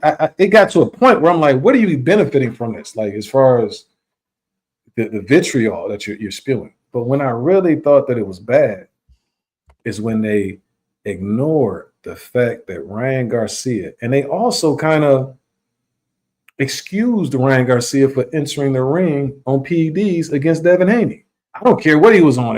I'm like, huh? Are you serious, good brother? Like, I can see a novice fan having that perspective, but you are a former fighter. Matter of fact, in one of your fights, you had like a injury, and when you were fighting, sometimes the injury that you had, it was affecting you with some of your other fights. And I don't know if the guy that you were fighting who did it to you, if they were on PEDs or not. But what if they were? And that's the reason why you were having those issues. But you were willing to excuse Ryan Garcia just because you have a disdain for the Haney family. To me, that was beyond me, man. That was beyond me. I didn't know what. Again, I felt like I was in the Twilight Zone when I saw that. Also, fellas, so again, Vail loves a good movie, right? Vail, what's the greatest sports movie you've ever seen? Greatest sports movie? Rocky. What about you, Todd? Greatest one. Are you talking about as far as true stories or just any? Oh, we're gonna get to that in a second. The next one is true story. I'm just saying, what's the greatest sports movie? I'm gonna give you two. Know, man. I gotta think on that one, man. It's a lot. Well, as far as boxing, it's a lot of like movies about fighters that I honestly didn't like. I didn't like Ali with Will Smith. I didn't like it. Believe for this about Vinny Paz. It was decent, but I think it could have been better. It's a lot. I have to think on that one, man. Yeah, Rocky and stuff like that was cool. I like that. I thought that more recently that Foreman movie was pretty cool. I like that. But as far as just sports movies, it's two. Remember the Titans, and Miracle. Woo! I can sit there. Remember Titans, I'll say that I'll put that for true stories, especially considering we live right in the area. We know what school it is. Well, listen, the school I teach at feeds into that high school. We feed into the former what was they before? Because it's Alexandria City High School now. TC Williams. TC Williams. Yep, TC Williams. And then also the school I work at now, that was the school you saw. They had where I worked at middle school. That was one of the high schools at the time. And you'll see on the coach's shirt, it'll say that middle school on there. As far as best true movies. Right. I'll say for me, since you got this up, I'll say for the last question, for me, childhood movie is the Sandlot. Baseball. So that was, to me, I love that. The Sandlot. That's a classic right there. That's all of them are classics. Killing Me Smalls. Yeah. I get a kick out of that dude doing that. He's an adult the now. great Bambino. Yeah, he be doing that. He be reacting some of that stuff. It's nice to see, like, you know how when kids they grow up and they despise like some of the, or even adults, they despise some of the old stuff they did. I like how that actor kind of like he plays along with it, like, hey man, I love it. DK over there cooking, man. DK says this what DK feel. He say the program came out in 1993. You got James Caan, Omar Epps, Halle Berry, following the tense on and off field pressures faced by players of the fictional Eastern State Timberwolves. I remember the program. For some reason, I remember it had like little scary parts or something like that, a little suspense, I should say. A little bit more suspenseful. That's a fact. What about the true stories? Is that what your answer is? Remember the Titans? Yeah, that's mine. Yeah. Okay. All right, man. I'm gonna give you one R&B, then we'll get to that hip hop because I know you fellas some hip hop heads. This tells me a lot about a fella. You know what I'm saying? When you talk about that good music. So it's 1993. I don't know if this is before your time, Ty, but these albums came out. Janet, Diary of a Madman, R. Kelly, Tony Braxton. Put those albums in order. Which first to last? Janet, R. Kelly, Tony Braxton, and Jodeci. Yeah, it's a little before my time, but of course I like R. Kelly, so I'll say Janet, R. Kelly, Tony Braxton, then Jodeci. But I like Jodeci better, so I'll say Jodeci, then Tony Braxton. Yeah, the Janet and R. Kelly, that's a toss-up because I like them for different reasons. You know what I'm saying? But it's hard to put R. Kelly number one. You know what I'm saying? As far as like from political reasons. You know what I'm saying? Like for yeah. So I'm gonna do this. I'm gonna go Janet. I'm gonna go 12 play. But for a matter of fact, I gotta go Diary of a Madman because there's a couple songs in there. Fiendin'. Okay, DK says R. Kelly, Jodeci, Janet, and Tony. I can see that too. Like those three right there. But Diary of a Madman, I think Madman, it had a couple songs on there. They had more songs on there that I never really listened to as much. But the ones that I liked, I liked. You know what I'm saying? But Tony, I wasn't as big of a fan of Tony, even though she was good. Don't get me wrong, as those other three. But 1993, that was a good year. All right, man. And then Ty, are you an R&B guy? Do you like R&B music? Yes, sir. Well, what's one of your favorite groups? Groups as R&B. I like Drew Hill. So that's your era right there. Yeah, I like Drew Hill. It's a lot of them, honestly, but I like Drew Hill. But see, that was back when they were still making good R&B. Yeah. It's like that. People don't even love each other anymore. What was it? You know what I was listening to? It ain't no love. Even when I was on here, even when I was getting on consistent with you guys, I don't know if I ever said it, but I like Immature. Is that right? Yeah. So that's your era. Yeah, but You know what? I'm a bat for him on that one because they're kind of underrated. When you listen, especially their early stuff in the mid '90s, they're kind of underrated.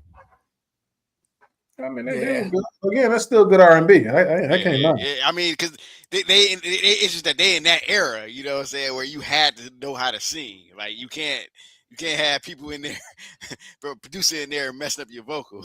What about Another Bad Creation? Yeah, I remember them. It's just that they just got caught up in the loop, and I feel like I don't know what happened with them. It had to be something to do with their second album, where it just didn't catch on. But I do. I actually had that tape with Aisha and the Playground and all that. Jealous Girl.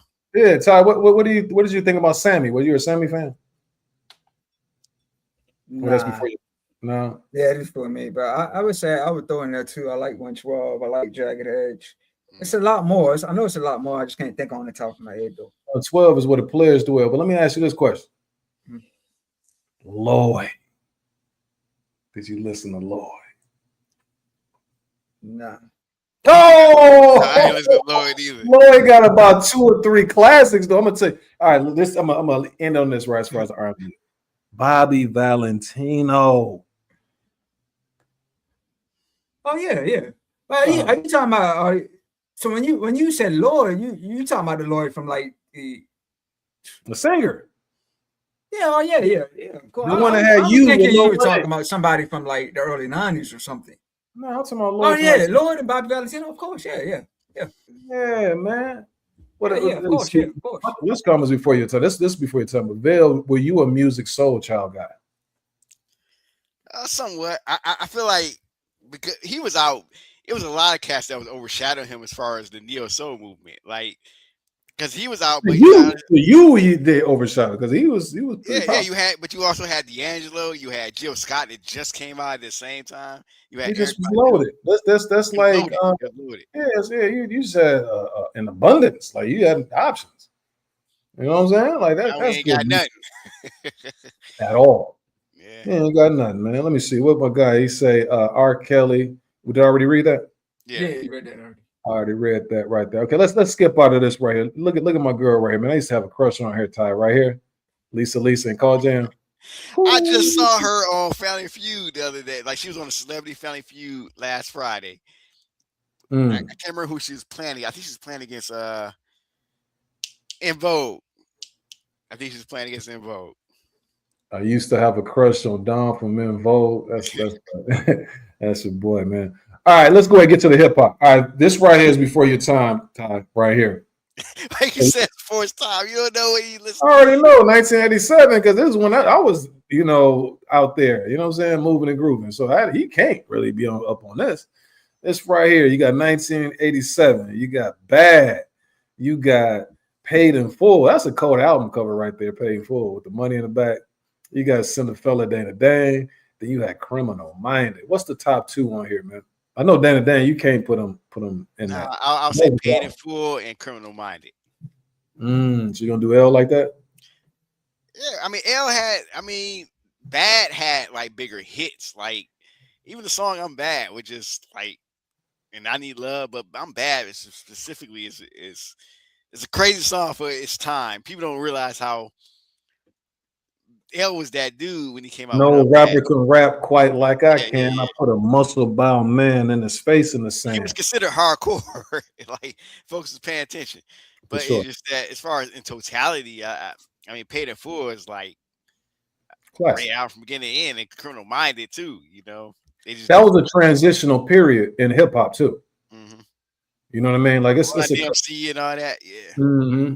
Yeah, Run DMC and L too. Like L just was able to ride out in different eras, especially because of those songs that he had, like for the ladies. Yeah, it's Jingling Baby and all of that. Like he just kept doing it. What's that other song? Doing it and doing it and doing. Like I'm like every era, like somebody come out with something like, damn, L got another hit. Hey Love probably saved his career. Man, all of them. All right, so now, Ty. So as far as hip hop, Capone and Noriega, were you familiar with them? Yes, sir. Okay, so they talking about announcing the first album in over a decade, and they gonna have some production by Dre. Y'all fellas excited about that? I don't know. I like Dre, but I don't know if they fit Dre's music. Like, I'd be more excited if they said, "Hey, we got a joint album with Have It." Mm-hmm. It's just with Dre. I don't think it's coming out. You know what I'm saying? Like, Yeah, because we seen with Rakim. It was somebody else that had an album with Dre that never came out. And Dre is one of my favorite. But see, Rakim's situation was different though, because it was creative differences. It was something that Rakim wanted to be talking about, and they didn't want that. They wanted to go in a different direction. So Rakim ended up going home. But I feel like let Rakim say what he's saying, it still would have been fire, man. Right. That's right. You can't take away from the God MC like his creative, you know. Yeah. You gonna have Rakim talk about popping people and messing with women. I mean, what are we talking about? G-Funk. You want to talk about G-Funk? Are you? What about you, Ty? You excited? Well, which album did you like more? Did you like that first Capone and Noriega or NORE? Which one was better to you?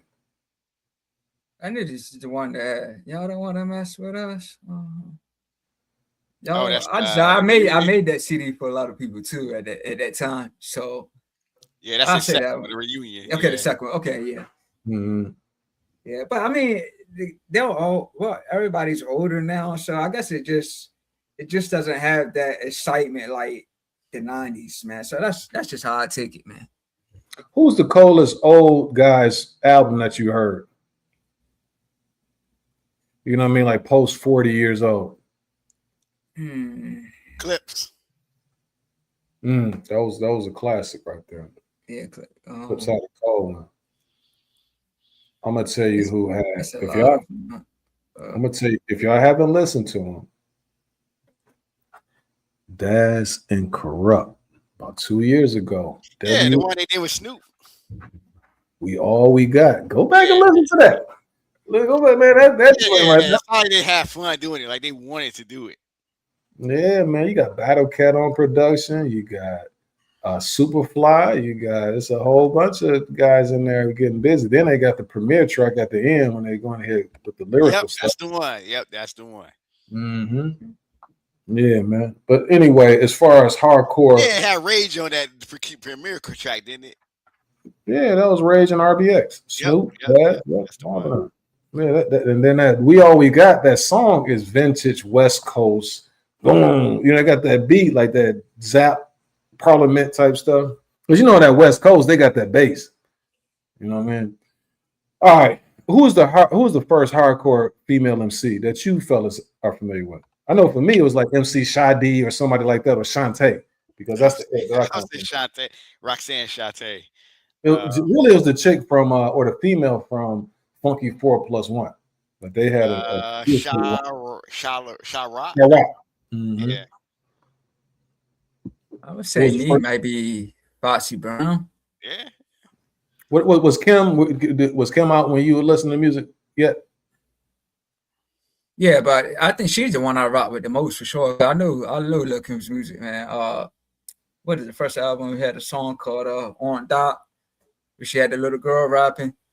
Mm-hmm. I would say Kim was the one I probably listened to the most. Kim was hard. Yeah, Kim was hard. Because then, like a lot of people, like at first, Biggie probably was helping her out, but after a while, DK, salute. Yeah, DK says, "Hey everyone, this was my first time here, and it's an excellent show. I really enjoyed the topics. I have to jump off, but I'm wishing you fellas the very best. Salute, man. We'll be on here. If you haven't hit the like and sub, make sure you do so, DK. And I like the knowledge that you have. Anytime that you want to hop on, you can hop on, man. That stuff that you were saying towards Vail, yeah, go ahead and say it to his face, man. You know, man, go ahead. Yeah, because Vail always love here, man. Yeah, you know what I'm saying, spewing that hate on Devin Haney. You understand me? But what were you gonna say, Ty? Yeah, I was just saying, yeah, I listen to a lot of Lil Kim's music the most. Yeah, and I was just cranking. I know it's not a topic, but I was just cranking at work, Notorious Thugs, man. I had it on repeat. I know we talked about it before, but just the way it starts off gets to me, man. Who had the hardest verse? Just moaning, Biggie. Just that get my blood flowing at work, man. It's like, who had the hardest verse though? Biggie and the whoever was after Biggie. I don't know if it was Lazy. 7 a.m. Looking at money with Henny, caffeine, and green, and nicotine, dose of pop, a couple of dozen. What's that? I was like, man, that gets to me, man. Okay. Biggie has some. We need to listen to that one day and make sure that they have the best verses. Because who are you a bigger fan of, Biggie or Pop? Biggie, but as I got older, I started listening to Pop more, and I really appreciate his music. But I would say I was straightforward. I was listening to Biggie. East Coast bias, folks. East Coast bias. Oh, so you listen to Biggie a little bit more, huh? Yeah, that's the East Coast, man. Yeah, I wouldn't say that. I wouldn't say that because Pac first 2 albums sound like he was from the East Coast. Yeah, but when you talking, that's why they didn't. It's because Pac is like revisionist history.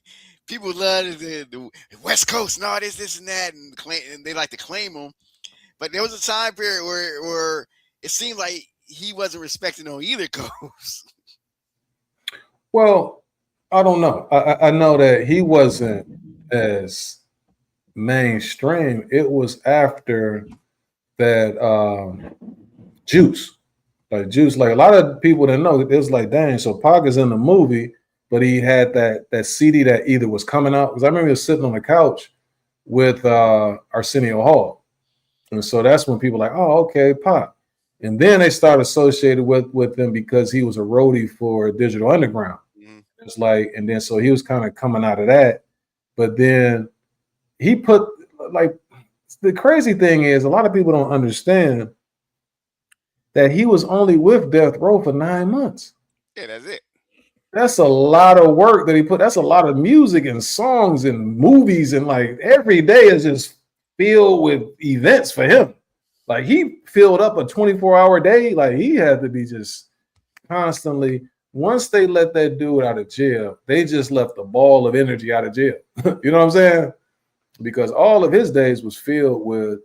Because I remember Warren G said that he was sitting down and they had a conversation and he was working on some music and that was going to go on Poetic Justice. And so when he was talking about, they had a conversation and he was putting together that definition of a thug. He was putting together that beat. And then he said, Pac went right in the booth. After they had the conversation, Pac wrote some stuff down. And he said, in the song, this conversation that they had, he put like a lot of the stuff that they were talking about in that verse. It was like, dang, like how the heck did he do that quick? You know what I'm saying? And so that work ethic and everything. And some people will look at Pac bars on some of his songs and they'd be like, they're kind of elementary. Because if you put them on paper and you like read it, you like, that's kind of like elementary. But the passion that he like the vocal inflection and all of that type of stuff. He had all of that type of stuff mastered where he was one of the first guys that you really felt what it is that he was saying. But also he can get you with multiple syllable type stuff too. You know what I mean? F the click and the click, come equipped with game. That's like 5 syllables. You know what I'm saying? Come equipped with game. You know what I'm saying? Well, at least 4. All right, man. If you need a hit, who you putting on the hook, man? You putting, I said, no, I say Nate Dogg. That's not, I didn't write this. I just took a picture. It's a Nate Dogg, T-Pain, Neo for real. If you want to hit, who you want? Nate Dogg. Why is that? Name one bad song that Nate Dogg had the hook for. Because all the songs that I like, they were played. You know what I'm saying? Like it ain't no, because he was on a lot of songs. And there's some songs when I look at like his album, I didn't like some of them songs. Like they were okay. What about you, Ty? You got who you going with, Neo? I agree with Barrett, but I ain't gonna. I'm just gonna sing on this song. You see, you love me now. Girl, you love me if I was down and out. Would you still have love for me, girl? Yeah, Nate Dogg was that dude, man. You put him on a hook, it's like magic, man. Like that's what Cube and Mac 10 said. It ain't a hit until Nate Dogg spit. You know what I'm saying? That's a fact. But who's second? All right, let's give him that number 1 spot. I give it to Pharrell. Mhm. I think Pharrell. I mean, because at least if Pharrell singing the hook, he probably did the beat or had the Neptunes do the beat. He put a little bit of his love into it. You know what I'm saying? You could tell it came from him.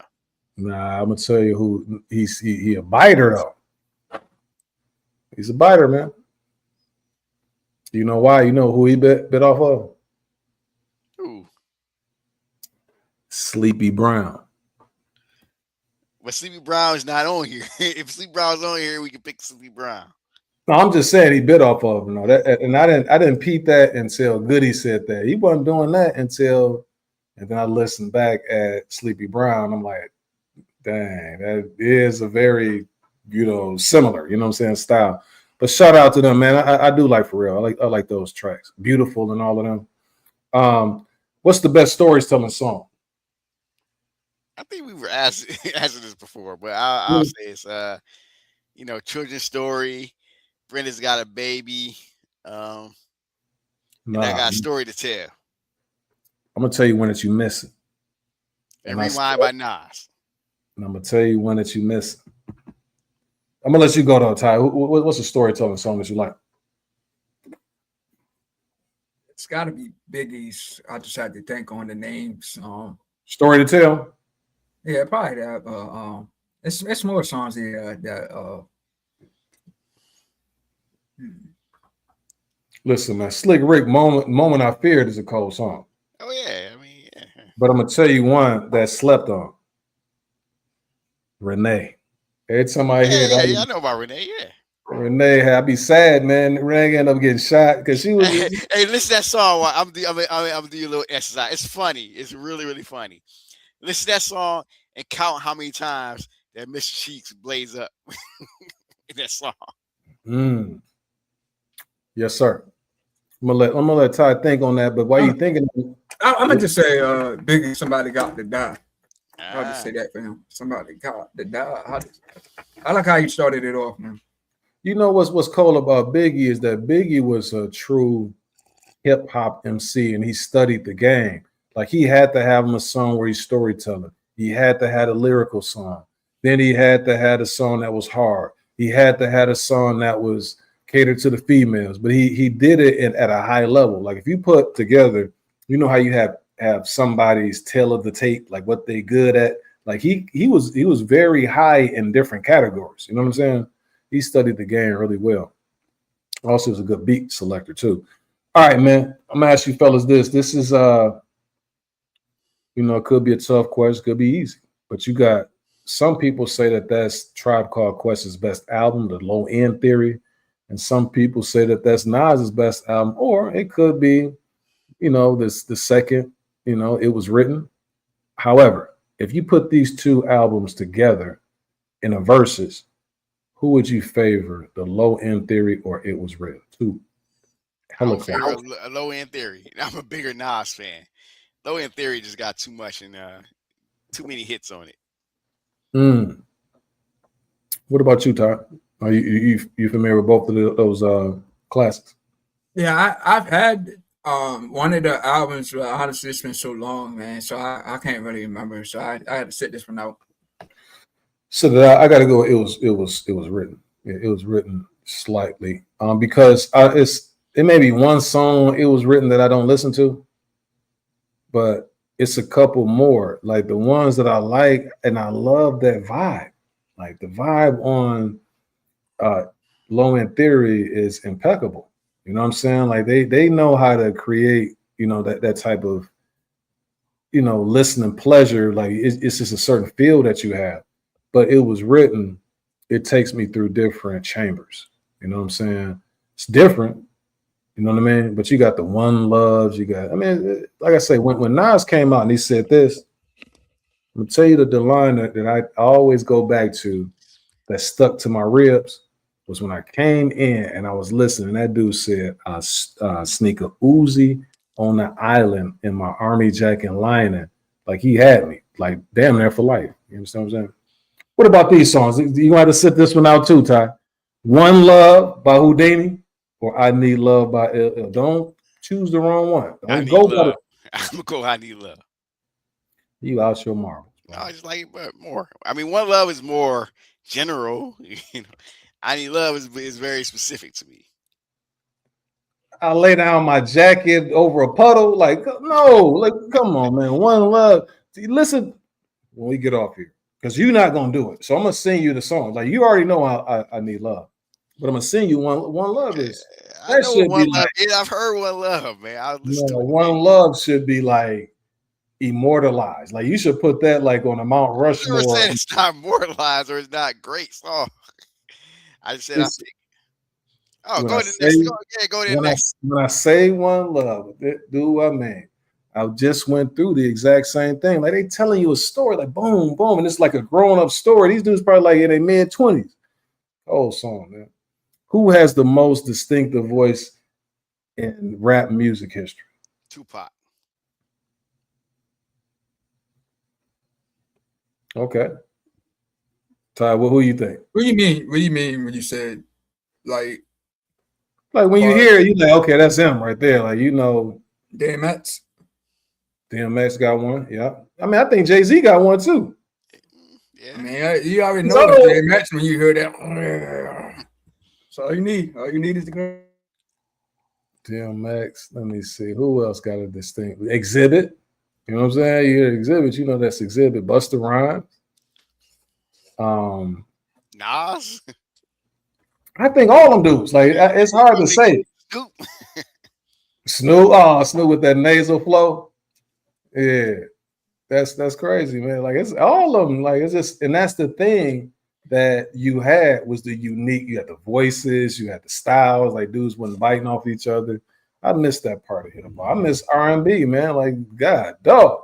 The other question, man, we got about 2 or 3 more left, and then we could call it a day.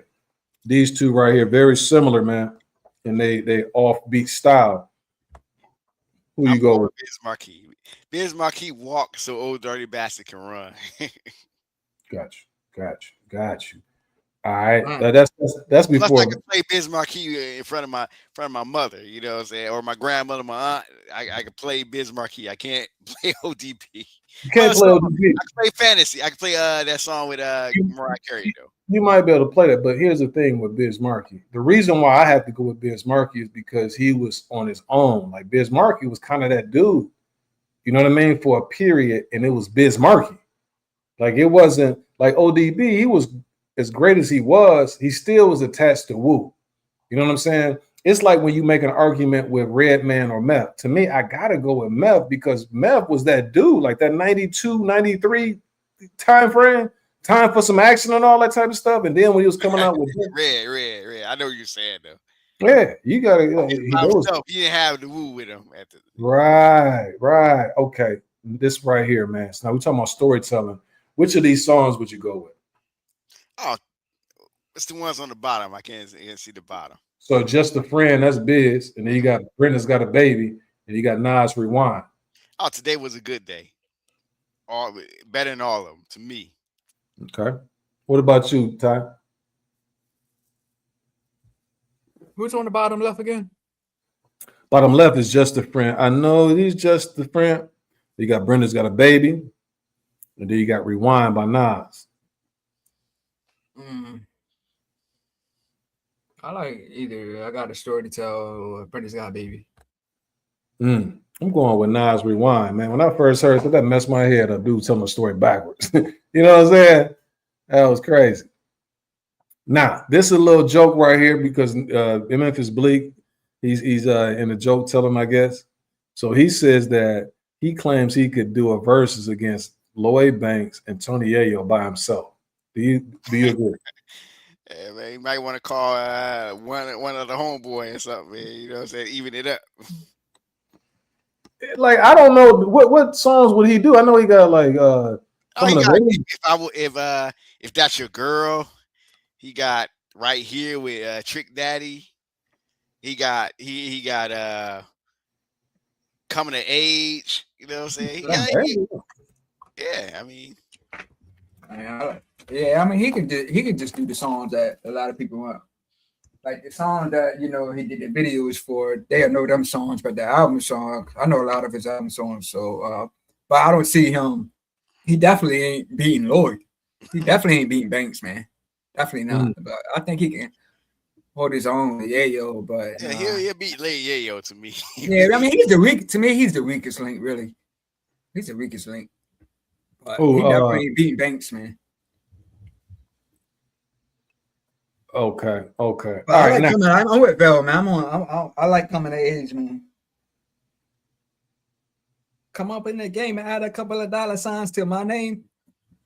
I might disturbing the peace. I'm gonna tell you a song that you fellas. He got a song with Papoose, and then Pap say, he stayed close to Memphis, like Tennessee or something like that. He in the rhyme like that, but it's a cold. Yeah. That's also hard featuring 50 Cent. Yeah. Bring it back. Say that crash. Yeah. That's also hard. That's also hard featuring 50 Cent though. But that's the best verse that I heard Memphis Bleak spit was on there. And then that other one when he talk about, it's like he opened up the album. That one dude is on there, the fake Scarface dude who like Memphis Bleak gonna be the next one, whatever it is he's saying. And then Memphis starts spitting. Like that's the cold verse that he got on there. But outside that, I never really was a Bleak guy. I like some of the song. I think it's a song called Hustlers featuring Beanie. I like that one. If you remember, I ain't the type to front. I put any gun to you. What type you want? Supply any drug for you. But how you want? Bag any chick for you. Nice and slow. So he nice with it, but he just never really got his props though. Oh, you talking about Memphis? Yeah, I don't think he got his props. I think he was just like the guy that was under Jay-Z. And like I don't think any Bleak's albums really went platinum. I know he went gold, I believe, but I mean I like Bleak. I definitely ride with Bleak. I feel like he just didn't get his props. He wasn't writing his own raps at first. Like he needed Jay-Z at first. Like he started writing his songs after a while. Yeah. But at first he was getting the backing from Jay. You know what I'm saying? Like I got a bar when I say, man, I'm Wilton Henry, aka Mr. He Don't Play.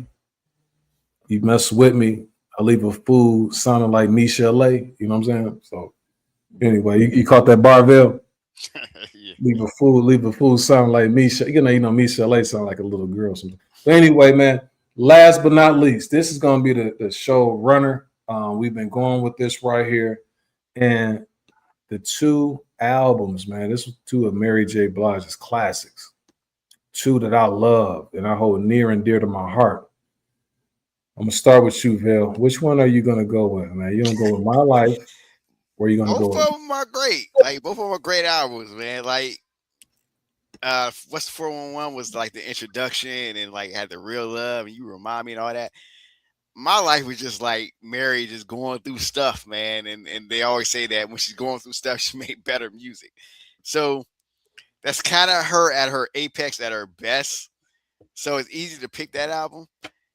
However, I feel like What's the 411 just hit everybody by surprise. Like if that album doesn't happen, My Life doesn't happen. And when you have songs like, saying Real Love and all that, and What's the 411 with Grand Poobah, oh man, because now you got me thinking that My Life had You remind me. But hold on. You get Real Love. You remind me.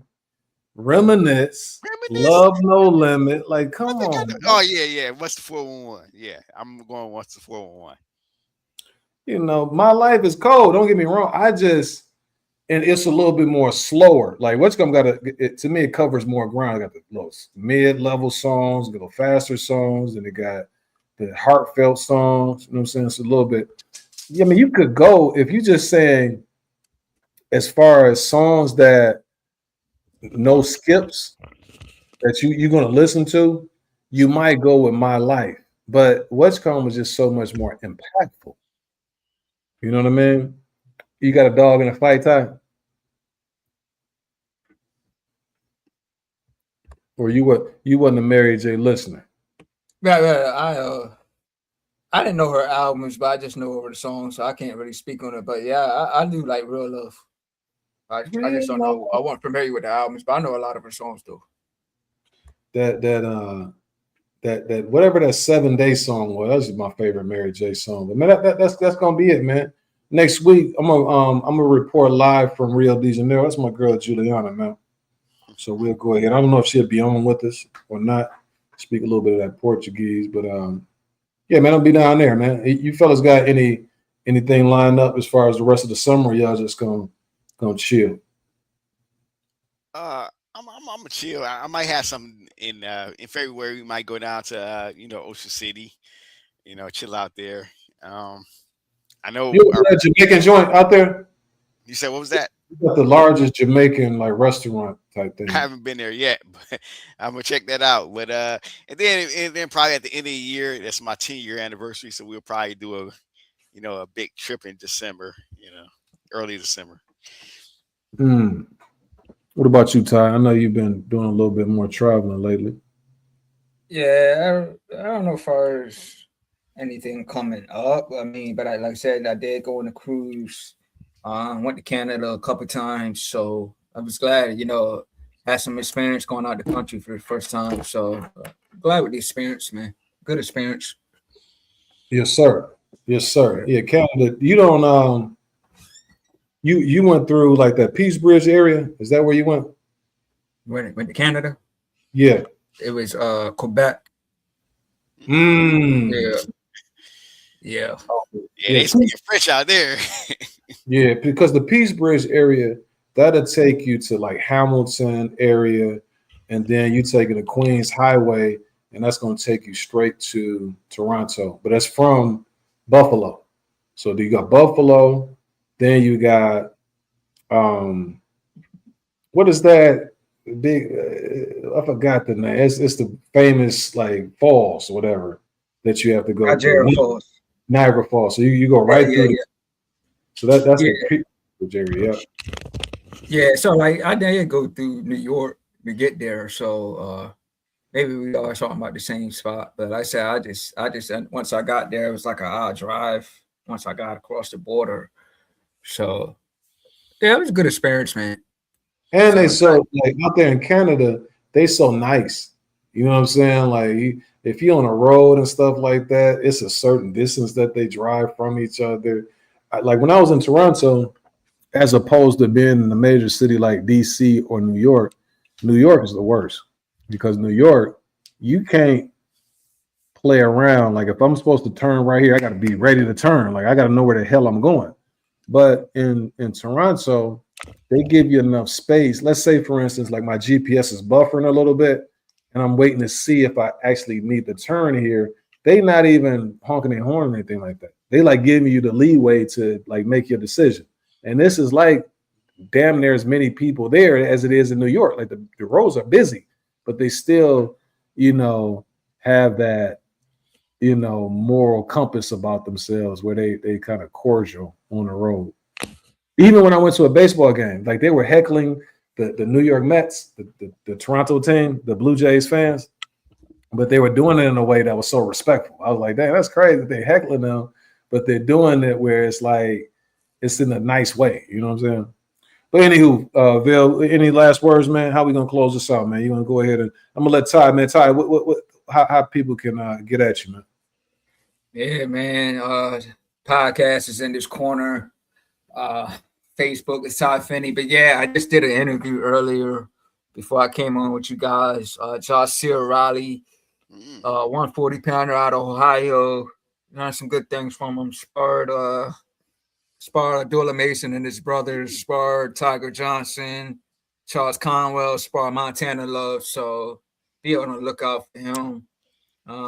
And speaking of, music, Wilton, I told you already, there is a Wu-Tang Bone Thugs concert coming up in Jersey next month. And then they got, in October, of course, they got the No Limit, Cash Money joint. So I'm definitely thinking about stepping out to both of those, or maybe one of them. I don't know. And as far as the music and the movie, I finally got a chance to watch Michael for the first time. I enjoyed it, but I did not know that I know when it first came out, a lot of people were talking about it, but I didn't know it did as good as it did at the box office. But like Broke from watching records. this movie, he was like a global superstar. I mean, of course, I knew about Michael Jackson when I was younger, the Thriller and all that, but I had actually really got into it. But seeing the movie, showing like he was like a global superstar, like to be an African American guy, like he was a Ty, global superstar, man. Ty, that's why you see me. So when I'm talking like Boots Ennis and guys like that, see, we seen some things.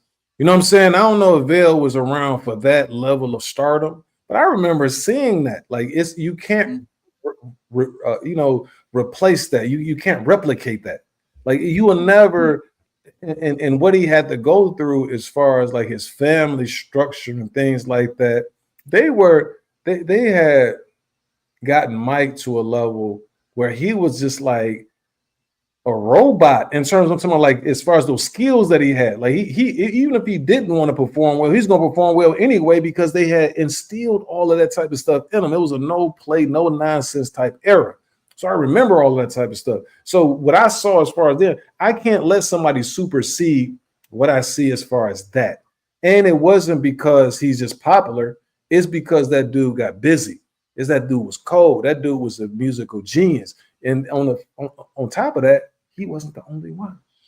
Prince was cold too. You had people like that. You had people like I'm just saying like just out at that time. You got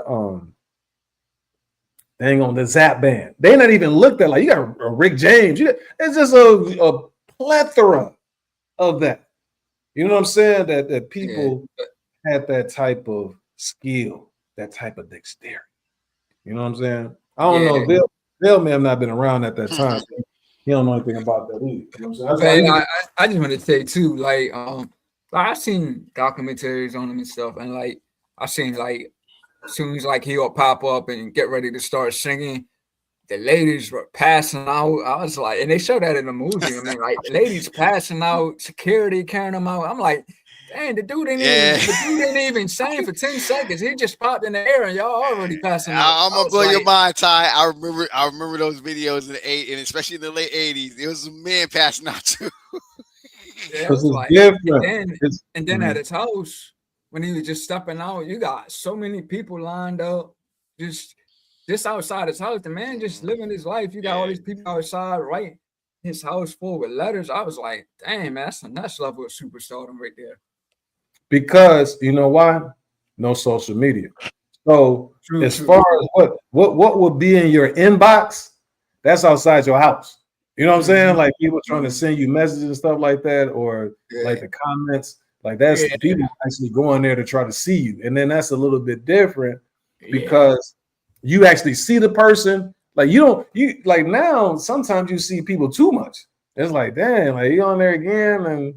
But back then, if you just had an exclusive opportunity to finally see Michael Jackson, Michael Jordan, like you can't replicate that. These guys do well, you know what I'm saying, as far as what's going on now. But also with the invention of social media, when I saw, I always go back to the Beyonce concert that I went to, because that was the first concert I ever went to that I didn't get anything out of the concert.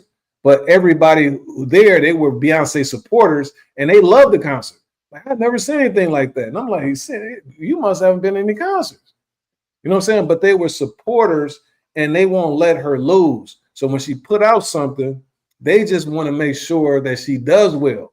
And she's this entity that was created, not to say that she isn't talented, but it's so many people that was prior to her that were really like talented. Like, you know what I'm saying? Like they really, you know, had that it's the voice, or they had the performance. Like it's just so much that they had, but it was just a whole bunch of it. But she was like one of the first people that I saw, like when it started going that direction. Drake is like that too. He put out like 3 albums recently. I listen, I try to give the man the benefit of the doubt. Like I'm anything that's questionable, I'm giving him is good. It was nothing on there that I could give him credit for. Like there's a couple, I'm like, he just puts he's like throwaway songs. And it sounds like he just like when he rapping, now it sounds like run on sentences. He just everything. But you know what he was doing though, right? He was trying to get off his label. He was trying to turn those albums to meet the label quota. That's fine, but here's the thing: don't sit up here and this right here. These are like breaking records stuff. You know what I'm saying? Like, okay, he got the most #1 songs. You're like, out of that? Oh, come on, man. This the game to change, man. The game ain't the same. You know. But I'm glad that you were able to see that. But just imagine being there. I remember Motown 25, seeing Michael Jackson on that stage, doing that moonwalk and all of that type of stuff.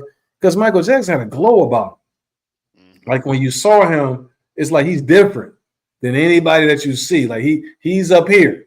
Even though you got a whole bunch of cold dudes out, like it's just so many different albums that you can go get that you're gonna get some great songs. But no, that's that guy right there. That's the one. You know what I'm saying? But shout out to you for acknowledging that, man.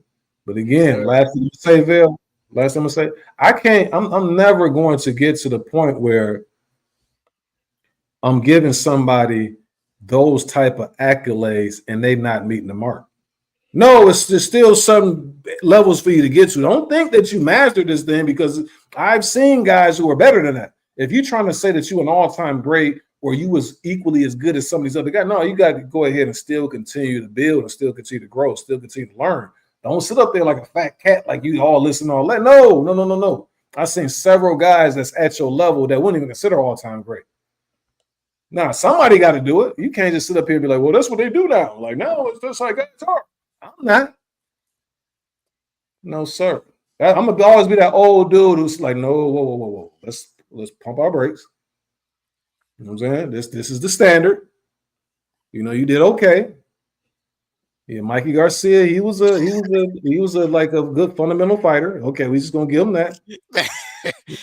all right, man. Shout out to everybody. Shout out to DK is right, man. I know he can't had something to do, man. He went out, but shout out to him, man. Hopefully he's like and subscribe, man. He'll be here next week, man. We'll do it again.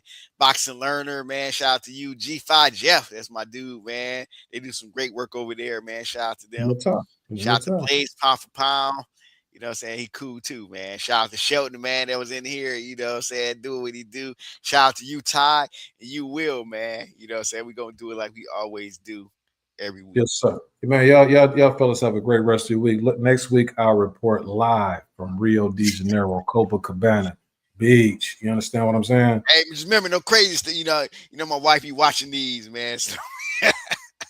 No, I don't do nothing crazy, man. I ain't that type of guy. I ain't that type of bull. But Todd, man, appreciate you stepping through, man. Or stopping through. Glad to be on, man. Good conversation, man. 4 hours almost, so good talk, man, for sure. Good talk. Hit the like and sub. I see 10 people still in the building, so make sure you hit the like and sub. On that note, fellas, we out. Much love to you. Great rest of your week. Peace.